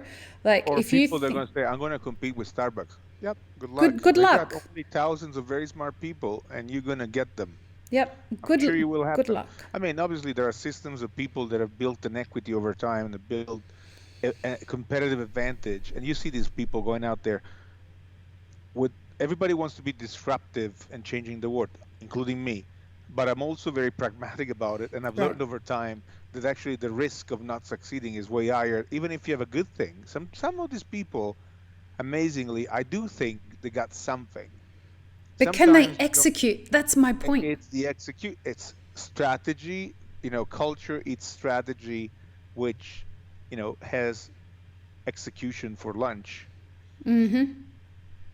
The point is, these people, you can tell someone that has an idea on how to execute it from someone that doesn't have an idea. The more practical things, sometimes they're missing the plan. They're missing the details, because the devil is really in the details sometimes. And that's where you lose yourself completely, because you get worn out, because you haven't considered a number of factors that all of a sudden, normally they happen simultaneously. They never come one at a time. No. And that's where everything goes bust. And it's very hard. I mean, what you've done there, moving from another country, it's an incredible accomplishment, because no matter how big the business is or small, it's survived through the years. That's another thing. Thank you. Coffee industry is a very easy industry. It needs low capital to get in. Yep. But it's as easy to get out very quickly. So someone that stays in the coffee for a few years, somehow succeeding, making money, reinvesting, struggling at times, but being able to survive and make a living out of it, is not a common thing, you know. And there are so many that have failed. I mean, for the ones that are still here talking and looking back and saying how stupid we were, or, you know, how different idealistic we were, idealistic at things, we're still here, and we have to be grateful for that, because we're pursuing what we like. Because I think one thing that I love about the coffee people, I think I posted something, is it's their sense of mission. You can see it in the eyes. We understand each other. When you're a coffee person, no matter if you are brewing coffee, you're a barista, you're making machines, there's that thing in common. You can see in the eyes of people that are true coffee people. They have that sense of mission about coffee. They have found what their life is about, and we're all like that. So we kind of relate to each other, and that's the beautiful thing that I'm always going to like about coffee, that makes it different from any other industry in the world. And then obviously there are companies that want to make, they're more money oriented, some are more innovation oriented, some are dreamers. So there is a high failure rate in this industry. Huge. Still there is stuff to be grateful for the ones that stay over time. That's the biggest testimony you've done right. You've done well, that your idea was there, that you were sound. And that's sometimes when you look at yourself and you're in trouble and you see things are not working, see how far you've made it. Because that's where you get a good idea of your potential for the future. It was, thank you for saying that. It means a lot coming from you. This week, Instagram reminded me of something that happened 5 years ago. The very first bottle of Elixir. Oh, see, I saw that. That. Yeah. I put a like on that. And I don't follow dates, so I count on social media to remind me of the shit that's happened. And I remember taking that photo. I remember I was in my kitchen in my apartment in Bondi Junction. I took this photo and I looked at it and I thought, I wonder where I'm going to be in 5 years. I wonder where I'm going to be in 10 years. I'm going to have millions of dollars by then. We will be crushing it. We will be doing all this amazing stuff. And I look back at that and I think, oh dear, how naive that girl was. But if you But weren't like that, oh yeah, if you had have told me how hard this road was going to be, and mind you, I'd been in a number of entrepreneurial endeavors at that point, and this was the first physical product I was going into. So I came in with a level of naivety, but I also came in with the level of, this shit's going to be hard, but nothing could have prepared me for how hard it actually was. Nothing. it's resilience, is your being attached, grab on your idea and not let it go. And that's the driver. I mean, follow your dreams.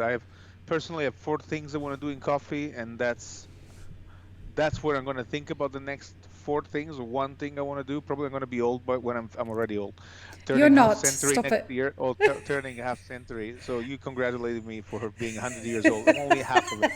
Uh, but I think that there are these 4 things I really want to do before I die, and that's my motivation to get out of bed every day. I think a lot of entrepreneurs, people that strive with their business, they resist sometimes through the tough times, because nothing is linear, nothing is only an upside, nothing is just growth. And actually, in the future, we're going to see a lot more of that, where even our industry, which had a pretty good growth in the last few years, will have a few bumps for coffee supply, for consumer behavior, we're going to find it in every pocket. There will be a lot less security. You need to be very sharp, have a good plan, be very sound, very different, and still, surface from all the noise that there is in our industry in order to go through those stages. But in the end, I think I know the people that will make it, because they just went through already a lot. And that's where and we were talking about luck and other things. I think there are people that are gifted that they can do that. Yeah. Other people will have to either ally with someone else or sell or get out, or it's going to be an interesting few years ahead, I'm pretty sure. I think so too. I also am interested in understanding from you as a CEO of you're making me seriously jealous as you drink that espresso. I mean, I'm sitting here drinking, I'm sitting here drinking Elixir, so I'm fine, but I want to know what the espresso from that machine tastes like. Cheers, friend. Cheers. What I want to talk about is something that's really topical, and I've not discussed this with somebody who comes from the manufacturing sector and the equipment sector in our industry. We're currently going through, what people are calling a coffee price crisis. And I've always wondered, when you're selling equipment, how across the coffee price crisis, how much do you think it impacts you as an equipment and manufacturing company? How much do you think it's going to affect the long-term strategy of what you're doing? And I guess what I'm really asking is, how much do you care about it as a CEO? How much is it in your field of view? There was 65 questions there. I apologize for that. No. But you get where I'm thinking that question out aloud. See, I don't really count as a CEO of a manufacturing company, because I'm more of a coffee person than a manufacturer of equipment. Yeah. I care a lot about coffee. I have had involvement with the Specialty Coffee Association of Europe. I'm trying to be involved again with the SCA, the board of the SCA. I've been part of many committees, created the Barista Guild of Europe, worked with WBC, with the competitions, know a ton of baristas out there, and been a roaster myself, sourcing directly, and have so many friends at Origin that I talk to regularly. So my relationship with Origin and coffee, WCR or CQI, and the SCA. I get Darren Daniel from Cup of Excellence. I mean, these are people that have done a phenomenal job. They're doing a Yeah. phenomenal job. Darren's They all awesome.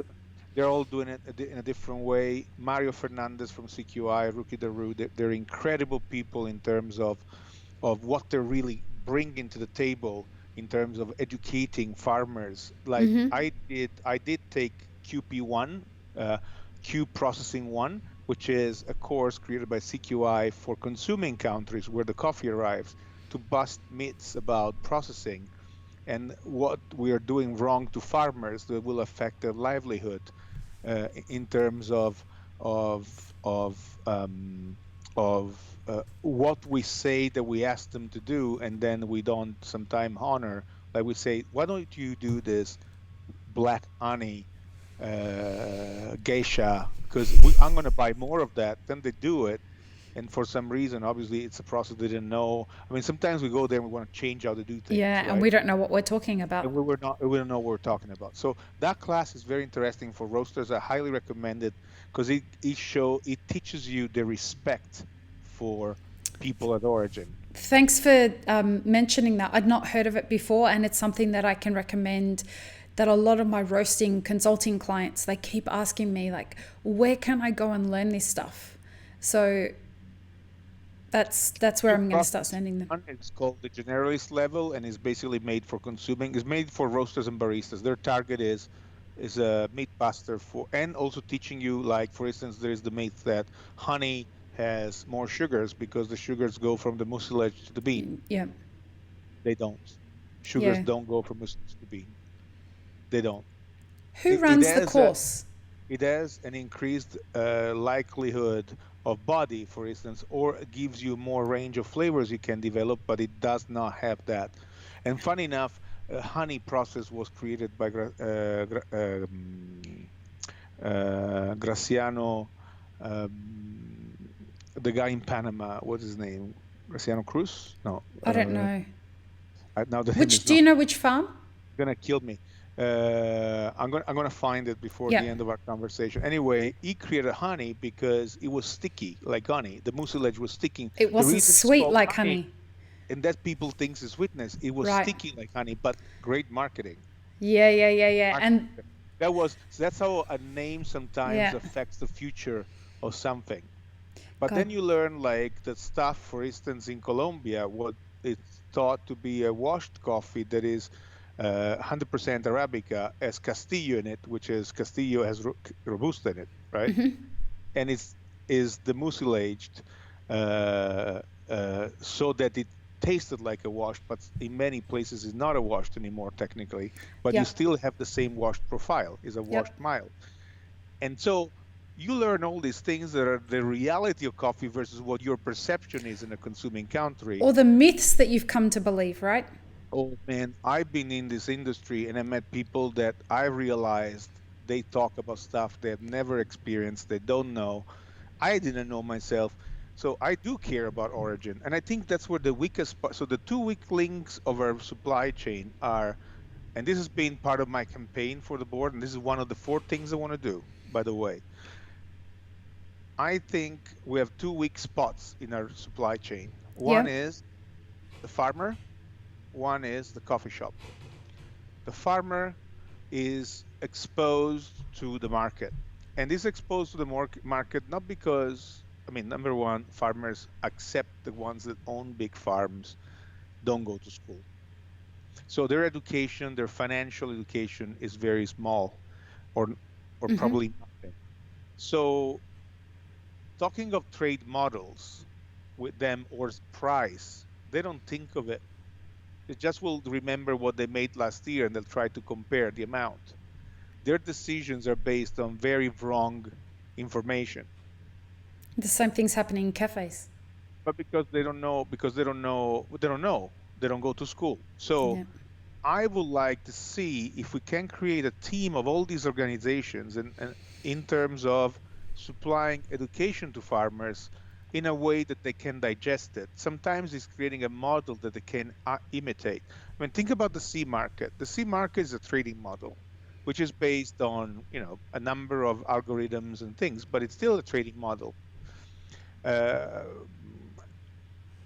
Cup of Excellence is the other trading model because the auction system for the very high-end coffees. But there is no trading model for something that is in the middle. Those two trading models will work for certain quality of coffees in a certain way. We can say right or wrong ethically, but they still were developed for other things, where coffee was a commodity. That's what it's called the C market. C stays for commodity, not coffee. You know, they haven't figured it's Now they've actually figured out. no. I had Carly Garner. She is a broker and trader.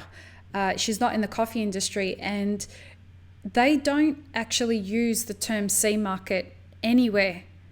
We are. It's a colloquial thing, and it's quite strange when you speak to them. You're like, "Oh, the C market," and they're like, "I don't know what you're talking about. You mean the ICE exchange?" I'm like, "Oh shit, we're using this term as an industry, but the speculators in the system who are highly influential on where the C actually sits, they've got no idea." Yeah, well, they couldn't care less. They're trading a commodity. For them, it's Right. just, and that's what it is. That model is being created for that, and it's very effective in trading a commodity. Yep. That being avocados or Right. bananas or coffee, where Futures. futures, where we here have an auction which can impact lives, but Yep. is a very small tip of our industry. And then there are the ones that do, because what they teach in the Q processing course is that flavor it's the driver. And that's interesting because I have flavor in my mission. So when you ask me, how do I relate to that as a CEO of a business? Well, I relate a lot to that because I'm the last point of delivery. I'm making the last point of delivery of that flavor. A flavor as an opportunity for differentiation and getting a better price. That's the Right. future of farmers. If they can find technology, and that's where CQI does a lot of work in technically instruct more and more farmers how to develop better, more distinct flavors. How do you engage yourself in that supply chain? You, Cosimo, and you as Carimali, how are you going out there and deliberately, or are you going out there and deliberately engaging the supply chain in, I guess, the back end of the supply chain from the producer's perspective? Are you in any way engaging that? We are. I don't want to say that we're going to change the world, but we're going to get involved in a project in Kenya educating girls that were on a farm in terms of getting barista skills, trying to bring that knowledge at farm level. I've been supporting a kindergarten in Guatemala called Las Nubes for many years. When I was at Toby's, we had few projects. We created a blend called El Futuro that was, I and still remember is, that. I think. So I'm still in contact with Annabella, and I'm still going to invest in that. And I still have her and many other farmers as close friends. And I talk to them, and I've learned a lot from them, their point of view, which I didn't know. So we're not, let's say, doing or having a huge impact. I think where you can have an impact, and that's why I personally want to get involved, is with the association, because the association can create a framework involving universities and other associations to create economic trade models and education models designed for farmers, not for people that went to university, that could impact by imitation the way they do things. Because sometimes you need to have a successful example to follow. Right. And the idea of relationship buying is so unique to each individual roaster and producer's experience of that. It's a model of sorts, but it's not tied to any kinds of standards or anything like that. There's no rules. Look, the transparency in buying has been used as a weapon against the roaster sometimes. Say that again, the transparency in buying. Being transparent, like roasters are asked to disclose everything they buy, from where to buy it, at which price. Right. Right? They've been asked to anyway. They've been asked to, right? Now, I don't know how fair that is, to be honest. I think that's sort of an approach that is pretty aggressive. And I'm not sure that fixes anything. Roasters have different cost structures. They're very different from nation to nation. some roasters might, I think, for instance, Toby's was buying very well. We had actually policies inside, but they were ours. Does it make it better than others? Can I judge Right. another roaster because I've done that? It's hard to say. Like, there are so many factors that come into the equation, and actually you creating this uh, scare of being judged by the market now for things. You're trying to be in business and run a business and affect the livelihood. I mean, there are roasters that probably are not doing the right thing out there, but there are many that are, and I don't think it's the right approach to being judged by everyone. The roasters do have a responsibility in influencing that, but they also, the problem of our market is that it's very fragmented. Our market is so fragmented. There is no unity of intents. There is no driving model, and that's we're like sheep. We follow. We very normally follow imitation, and that's why creating that positive example to imitate that works. That would be the most powerful way to affect the market, rather than judging and chasing witches around like they did in the Middle Ages and burn them alive. I don't see that approach as a positive thing for our industry. I think that it drives to what you were talking about earlier, in the sense that they're at both extremes of the Well, that's supply where I chain. was getting. The roaster is not the weakest point, but it does pay the price, because that's where it also will have an impact. Because the weakest point of at the delivery is the coffee shop. Coffee shops, their closure rate is 75% sometimes of the ones that opened the first year, they closed. That was the statistics. That was the number in Australia. Yeah, So it's not quite that it's high here in America. 3 out of 4 close Yeah, within the in the first year first of year. activity. That's very high. But it Here happens in, in it's only countries. I mean, 20% here. Well, that's of small businesses, and actually cafes and restaurants have a much higher success rate in the first 12 months. They tend to stay open. Here in America, and these numbers have been consistent over the last 20 years. I did the research and reanalyzed the data myself to make sure no one was lying to me. and these were data from Silver Spoon that gave it to me in Australia, which Right. works with financing and stuff. So I thought they were real. Silver Chef? Yeah, Silver Chef, not Silver Spoon. Silver Spoon is a company in the US actually that I met Yeah. many, many years ago. But here in the US, that number is, in the first 12 months, is 20%, and it goes up to 40% in the first 3 years, and it goes up to 80% by the first 5 years. The reason is Still, because but the thing is, most businesses that are operating like that are operating on a shoestring. So it's not that they're actually successful. Like, staying open is the mark of success. They're not measuring whether they're actually profitable or running a healthy but business. that's precisely what I'm talking about. So financial Exactly. education of, Yes. I Yes. would Yes. like for the SCA to start offering, not like teaching people how to brew coffee better, Profit and more loss statement. How to read that. like they keep going and more education in that. And I think we got to a level where what we needed to teach has been taught. Like, a lot more people are capable of brewing coffee. Maybe the technology needs to be worked on in extraction of flavor, and there are going to be opportunities there where the role of the barista will come. But the manager of a coffee business, the role of a financial manager, an economic Yep. approach to running a coffee business, with sometimes that run on a 10-15% margin, and they need to reinvest in their business at a certain point. There are no models of reference in that. There Yep. is no one teaching it, and I think it's very possible to Ooh, do benchmarking we're and doing creating a it. course around it. Yeah, We're doing it. We're bringing you're Mapper doing it. Forward is doing it. You're doing it. What I'm saying is financially creating. I mean, you are. Yes, you are. You're teaching courses. I think the more of those that are out there, I the want better. everyone to The do it. industry is Yeah. massive. It's impossible. Like, you right now represent 0.05% of Tiny the percent. total need. You're responding to that, and you can reach so many people. I think that's going to become a bigger, more structured profession in the future. I agree. And I think the SCA could create some formats, could get taught that that get incorporated. with studies, like having economic studies that provide you the benchmark of where the Yeah. whole industry is measuring, more than that, more than teaching the course, would allow for someone to teach something relevant based on actual life experiences of coffee shop owners.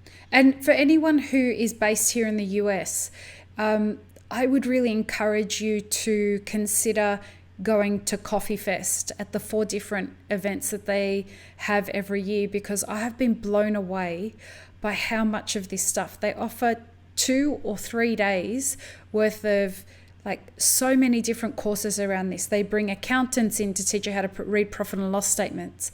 They bring leaders in from different industries to teach you about different elements of how to run your business, you know, how to set up a distribution network and how to do all of these kinds of things. That's what Coffee Fest is starting to get known for here in the US. And if you don't know how to get access to that stuff, like to get a ticket to Coffee Fest is something like $30. Well, I'd say that you, Keys to the Shop, Colin with this book were a signal that I read very Thank you. positively, because I think you guys are now starting to talk about the issues that really matter in a way that it's very different between the three of you. And I like that, because there are many ways to address that. But what we're missing as an industry are data. Yes. Like, that's what I'm saying, is we don't have data accessible that we could use to teach, because it's But all good based on data. our experience, right? Good It's all data. based on our limited, no, good ones. I mean, what I'm saying Well, is, there's a lot of data that's being collected and people are reporting on it, and it's horseshit. I'm like, you need to stop telling people that this is the there is data. the business of selling data, so you know that people Yeah. make money selling data. That's what everyone is looking And it's for. rubbish data. Yeah, and you can read through them when you have enough experience. Unfortunately, but having an example of a coffee shop that works well, like a real life situation, Yeah. coffee shop doing well, that has done certain things. Obviously, coffee shop owners don't want to give their trade secrets away, right? That's the last thing they want to do. But you could make it in a way that is Threatening. particularly threatening to the coffee shops, and you can benchmark. This is the guys that are doing well, because the success of the industry and of that particular link in the supply chain is related to what? Roasters factor in their prices, the failure rate of coffee shops. Because failure Well, rate yeah. comes to the cost. Because It's there a is a hidden trickle-down cost, effect, right? and that could be related to something that happens because why? I mean, there will be more money available in other areas to be reinvested. And when Yeah. you're a roaster, that's what people don't think of, the failure rate the roasters go through, having been one. Not that I want to defend roasters, because I'm not in love with all of them.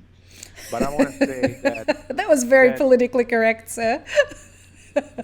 well, I'm not like, I don't think all the roasters do the right thing. Obviously, No, I they don't. don't. But what I'm saying is, there are the costs that people don't consider when you're paying for the failure of your customers, and that failure as statistically as high as, let's use the numbers in the US, is as high as 20% in the first year. You said, so it's 20%. 20% of your customers on average will go out of business, and you have somehow paid for that, because you're never going to make Yeah. your money back in the first year. No. Especially if you're financing, giving equipment, or you're forced to do that, or you're for training, all the money you've invested to get your signs in there, or get, I don't know, there are many ways you help the local cafe to start up their business. Then the second year that becomes 50%. You think in 2 years the roasters made money? 40%, sorry. Yeah. So But in they the best haven't. scenario is 40%. In the worst scenario, in a highly competitive market like Australia, that becomes high. Do you think the roasters don't have a cost? Just the machines you have to take back that were Right. new, that are old. You need to find a place to put them, all the capex that goes with it. So when you're thinking about a roaster, without specifically talking of anyone, those are hidden costs. The failure rate is a cost for the industry. If we had more successful cafes, that would turn into lower prices, probably, in a way. And it's a little more complex than that, even more. Like, you've done a great job of simplifying that there.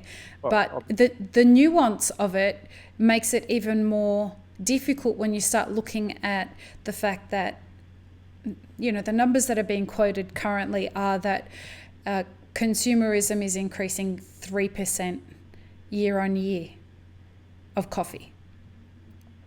What people call coffee, this is a big bee in my bonnet and something that's on my list to address, and a legacy that I want to leave for the industry, is we have to fix the branding crisis that this term coffee experiences. But the idea is that the 3% increase year on year of consumers in coffee. And there is a boom of the idea of craft coffee here in the US particularly, and around the world. Like, look at what's going on in China. So if that's the case, and we add to that the complexity of the fact that despite the increase in demand year on year, we are still outstripping that demand with supply year on year. We can't keep up with that.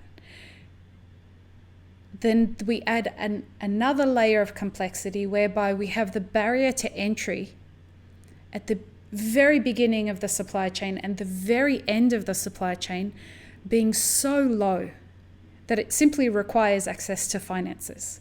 It doesn't require access to knowing how to read financial statements or build cultures or understand who your market is, or any of these very key elements to building a successful business. And you're entering a market where if a cafe is running at 3% net profit, it's doing well in an ever-growing competitive market. These are not the kind of circumstances that we should, it's not a healthy ecosystem. Well, look, it's not, and it's in favor probably of the bigger operators that know how to make economies of scale and run efficiently. Exactly. Versus the small guys. I mean, the stage we're entering, it's the commercialization of specialty in a way, that where It became a broader experience and more available by people that are good at executing rather than the small companies. Yep. And, it's a stage of when a market becomes mature, and as a lot of, when that becomes relevant as well in size, right. That's when the big operators come in, and they pay very smart people to find solutions and deliver. Mm-hmm. And they normally do better than a guy that started by a dream, and so that's how the nature of humankind is, and all industries are. So, but then coffee will get more fragmented because of these experiences available everywhere. So that 3%, my question when you were saying that, is it still going to be that? And that's where it becomes critical that we teach people how to stay afloat. Yes.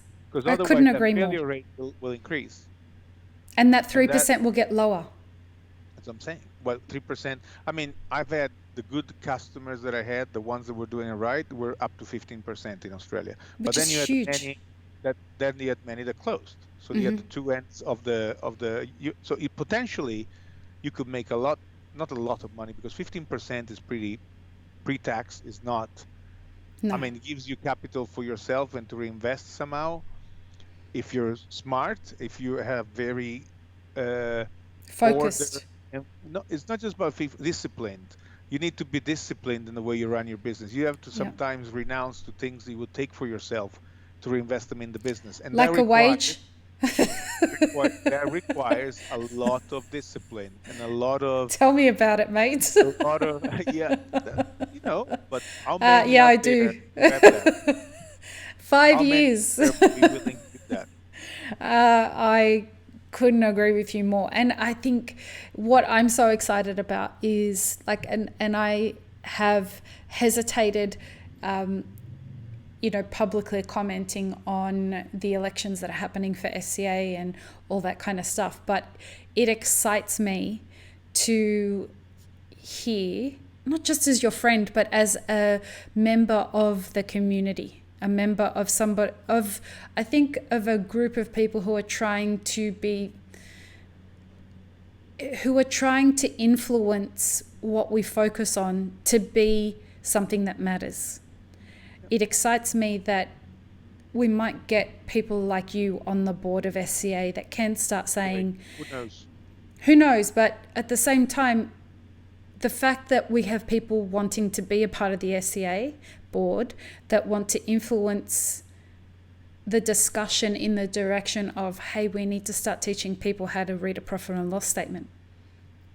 I know that that sounds far-fetched for a lot of people, but I can tell you every single one of my clients didn't even know that that was a skill set that they had to have when they got into this industry. And when I teach them how to do a cost breakdown analysis, we do it together, we build the spreadsheet together, and they're shocked at how free they feel and how confident they feel in knowing how much they should be charging for a bag of coffee after we've done the analysis of everything that goes into what it costs them to produce a bag of coffee. And they're shocked. They're shocked at the freedom that it gives them. I think that, economic education and financial education, because cash flow is another big area where there is there are lots of mistakes. And Colin in his book talks about it, for instance, in his own way, but I think it's very beneficial because people it's a word that I learned at the beginning of this year, relatable. Like people can relate to that experience because they see him as one of them and they see you as one of them. And that's where it really helps passing on the message. They're not in a formal environment of learning, but they still learn, and they find that they find they can ask all the questions they wouldn't ask otherwise sometimes. You see that. So it is important that people learn about this, and that's where I see it as one of my legacy projects. Again, is one of those things. Legacy for me, it's a big word. This is one. That one. So I already revealed 2 of the 4 that I have in mind, and I think it's important. I think it's important to think of the future of this coffee because I am part of it and I love it. I'm always going to be part of it, no matter what. It's always going to be my life. So I'm thinking of how can I preserve it for the future in a way. So I really don't need to be on the board of the SCA for doing what I do or being in coffee and do what I like. But I still think that we need to think collectively on how we can strengthen, not fix, those links in the supply chain of coffee at the beginning and at the end of it. How can we make them stronger? We right now have abandoned a certain category of operators, butter origin, the ones that are trying to do 80 to 85 points, those that operate in the better coffees, which are great beans for blends, for instance. Right. Those are not getting what they should be paid for it. And then you got here the ones, the small, the smallholder producers, The small, no, but I'm talking about the shops. The shops on the other side. These are small order producers for the most part. But if you're big, normally you do have a way to learn, you do have a way to manage your business better, you have resources to invest, usually. The bigger producers are different from the small producers. Their education level usually is higher, they come from a family that normally had more land, so usually they go to better schools and they get, usually that's the things I've seen, but maybe, this is not a rule. I don't want to say... No, but that's what you've observed. Yeah, many times, let's say, that happens. Then you got the small guys there that are obviously doing a good job, but they can't break through, they can't deliver. That's why CQI technically is trying to use flavor as a way to sell your coffee at a higher price. So distinctive flavor, like how you can manipulate flavor in your coffee with processing to sell your coffee better. Yeah, awesome. Going out of the score and rather had that element of distinction, right? Here is more about how can you create a business model that is successful, that could be imitated, because in the end, that's what our industry needs in order to have a less fluctuating performance that affects and back crashes all the way to the supply, because a roaster, when they have costs and they need to stay afloat and in business, they have families to pay there. The time where there were roasters making a lot of money, I think in Australia now you have 2,000 roasters for 15,000 cafes. and 22.5 million people. Think of Australia. Australia is the specialty market on the planet that has got the highest ratio of specialty. Yeah. Well, when it gets attractive enough, the more operators get into the industry, when it gets big enough, Australia could be a good example of what the future could look like for a That's a lot of little bit markets. terrifying, to be honest with you. Could, because coffee consumption is growing. You know why it's growing? Because coffee is becoming an ingredient. Yes. It's not used only in a coffee cup. So it's always going to, and it's a good thing in a way because the coffee demand is going to stay. So the price could potentially go up. But if we don't fix the way it's traded and if we don't fix the way we deliver it, there are many areas of shock that could come into the market. And I see that gap in the center getting Yeah, further and further apart. yeah. But again, that's just a prediction. What the fuck do I know? Like, I've just spent hundreds of hours in the For me, it's last year. observation. Right. For me, it's observation more than prediction. I'm seeing it happen. Yeah. Then, obviously, I get exposed to more things because I'm travel a lot, see a Yep. lot of people, talk to a lot of people. It's not stuff that I made up in my bedroom looking at the ceiling. I'm just saying these things because He's not suggesting that I do that for I'm anyone not. who's. Not. Maybe Because you look at the fan when you're a fan, you don't look at the ceiling. he knows better than that. But No, I wasn't suggesting that. Absolutely, I was no, joking. because I'll get an email from someone saying, Or "Was someone would Cosimo-" say, someone will email me and say, "Was "Oh Cosimo yeah, insulting you when he said that?" No, really, he's no." not. He knows I was how. talking about we are exposed to a lot of Yeah. things. That's what I was saying. I thought it was obvious, but let me No. clarify that. I will get an email from somebody and I'm like, no, before that Please share person. with me all the hate emails you get about our conversation, Well, or hate for me or for you, no, whichever. there's nothing but love. Like this, if there's one thing that I have learnt this year, it's that there are a lot of people that, in our industry, there is a lot of people who attack. And if there's anything that I've learnt this year, that the attacking is coming from a sense of it's the only mechanism that people have to cover up the fact that they don't know what they're talking about. And so I have tried to make sure that this podcast is a beacon for information and a beacon for well-reasoned discussion and discourse so that people can use the things that they hear on this podcast as sources of information and examples of how to engage in well-constructed conversations and discourse and thought so that you can, you can be free to say, actually, I don't know. Oh, there is a lot of this that I don't like. I'm No. based on my experience, but you Right. have to know that there is so much out there that I don't Right. know, and I'm still Look, studying it because it's so complex. All the things we're talking about are so complex. but the great thing that happens from a discussion like this is that when you say, I don't know, when I say, I don't know, it for some reason gives people permission To in our express community themselves, to say that. step into the fact that instead of attacking someone so that they don't figure out that I don't know what the fuck I'm talking about, I can just say, actually, I don't know. Do you have any information that you can teach me about that? Oh, trust me, what I think about the coffee industry and humans in general, we're all winging it. We all pretend like we know it. Like there's always a great deal that we don't know. And so when we go like the authority in a conversation, I know, you don't, I know.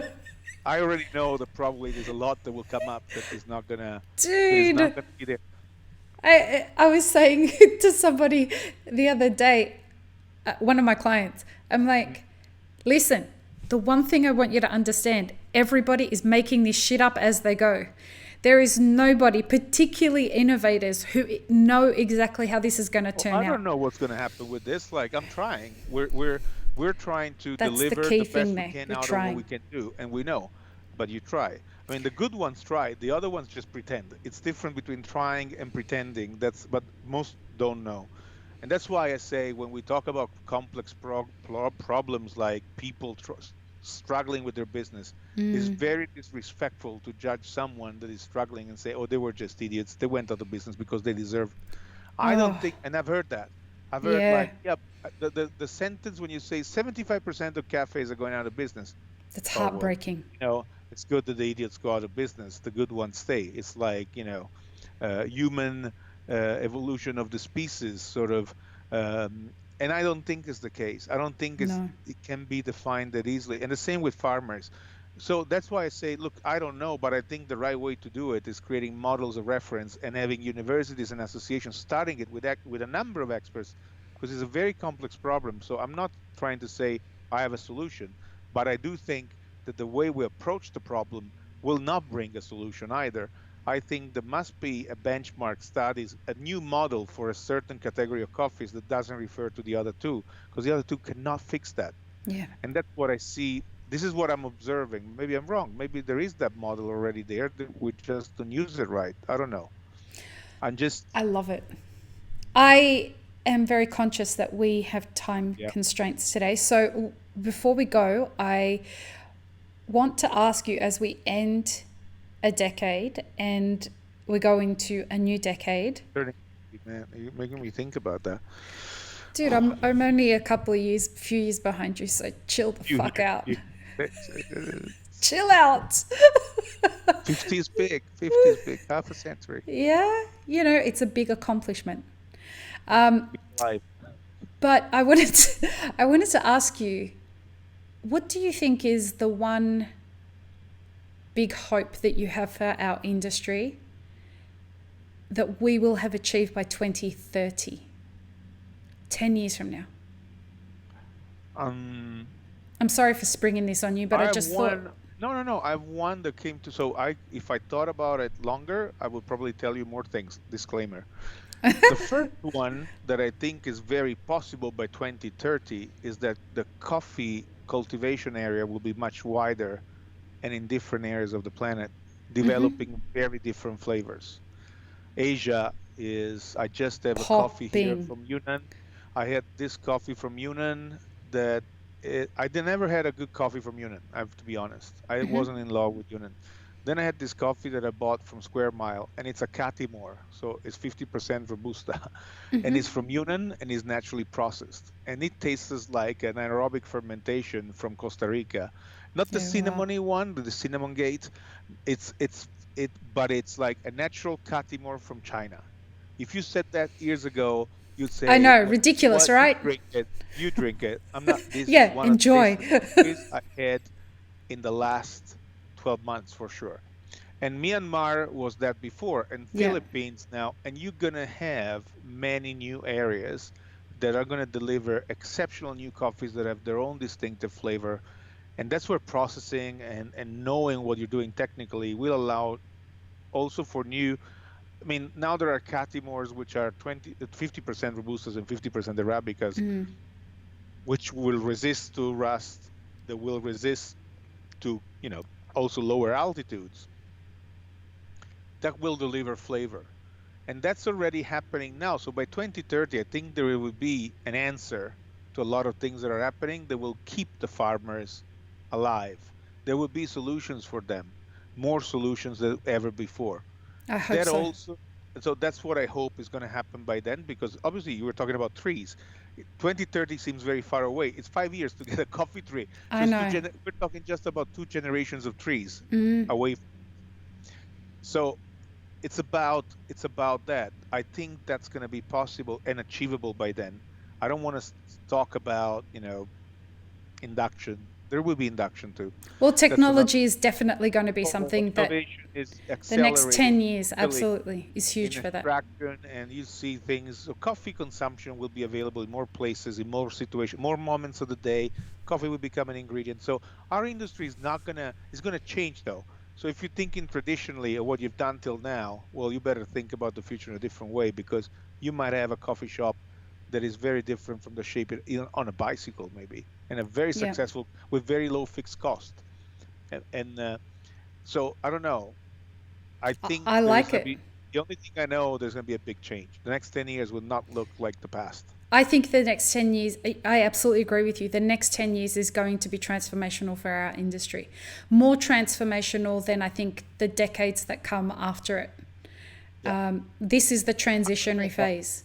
I don't know if after I can predict anything, but I do think that there has been an acceleration.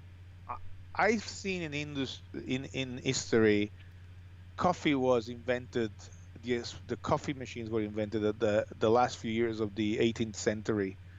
Um, then they started proliferating in the first 20 years of the 1900s. Then, there was a Gila Gadget that came and started the lever machine. So crema appeared, and then proliferation of machines, and it became easier and easier to make it. Then different brewing methods. Like if you take the first 2 years of 2000, a ton of new brewing methods appeared in the market, new inventions, and now different versions of the V60s or Mm. Calidas or Clever Dripper were invented. Now there is using sonic waves, I don't know sound waves anything about that. to heat coffee. So now they're going like in a number of directions. Yeah. I think we're at the edge where the new inventions will come in and reshape the way we do things. So there's always like a cycle in which things traditionally were done. Everybody Yep. was very comfortable with what they had. Then boom, there is that leap, and it's not coming amazingly. You kind of feel it. You kind of feel the It's industry here. together. Yeah. It's not just one company. So we're a No. product of this age. We're not doing it because we're smarter than anyone else. We're inspired by the need to change. And that's what I think is going to characterize the next 10 years. After, I think people might sit down comfortably enjoying that. I don't know. Or maybe coffee will be served by drones. Who knows? Who I knows? don't. What a wonderful spot to end this conversation. Thank you, sir. It's a privilege to end this year's what's been an incredible year for this podcast. But it's a privilege to end it with you. Thank you for everything that you're doing for our industry, and thank you for your friendship. It means the world to me. Thank you, Lee. Thank you for yours. And I appreciate and I thank you. I'm grateful for being invited to be the last. I'm very honored to be the last speaker of the decade. It sounds very final in a way. I'm not sure about making it till next year, but and with my age, you got to think about those Oh, things. But stop with the age. Seriously, I'm not that far behind. Get over it it. doesn't matter. Decade, the last. I mean, it's very final in many ways. But I know this will continue. We all continue. I'm very positive. But Thank you. truly, jokes aside, I'm very honored, and I thank you for having me here. Is always like time flies, This was and like we a always quick chat for you and I, wasn't it? yeah, yeah, yeah. We go and like we open different topics and then we close them eventually half an hour later. Sorry, people that have been trying to stick following me. I'm the one that does that. No, no, no. We both do. Yeah, If yeah. you were to No, observe a conversation between Cosimo and I, like just on an average day, it could go anywhere from 3 to 5 or 6 hours, and we pretty much resolve world peace. so yeah, yeah, yeah, yeah. We find it at the end, at the very end. It's always there is like we close it at the end. All right, friend. Happy the rest of this year and good Thank luck you. for next year. I'm very excited about tasting an espresso from that machine and seeing You where things will. come. You will in Portland, and I'm very excited about what I'm understanding you're going to be doing next year. So Oh, yeah. all the best. Thank you, I'm a sir. big supporter, and good luck. Thank you. Well, let's talk soon. Okay, Bye, mate. bye.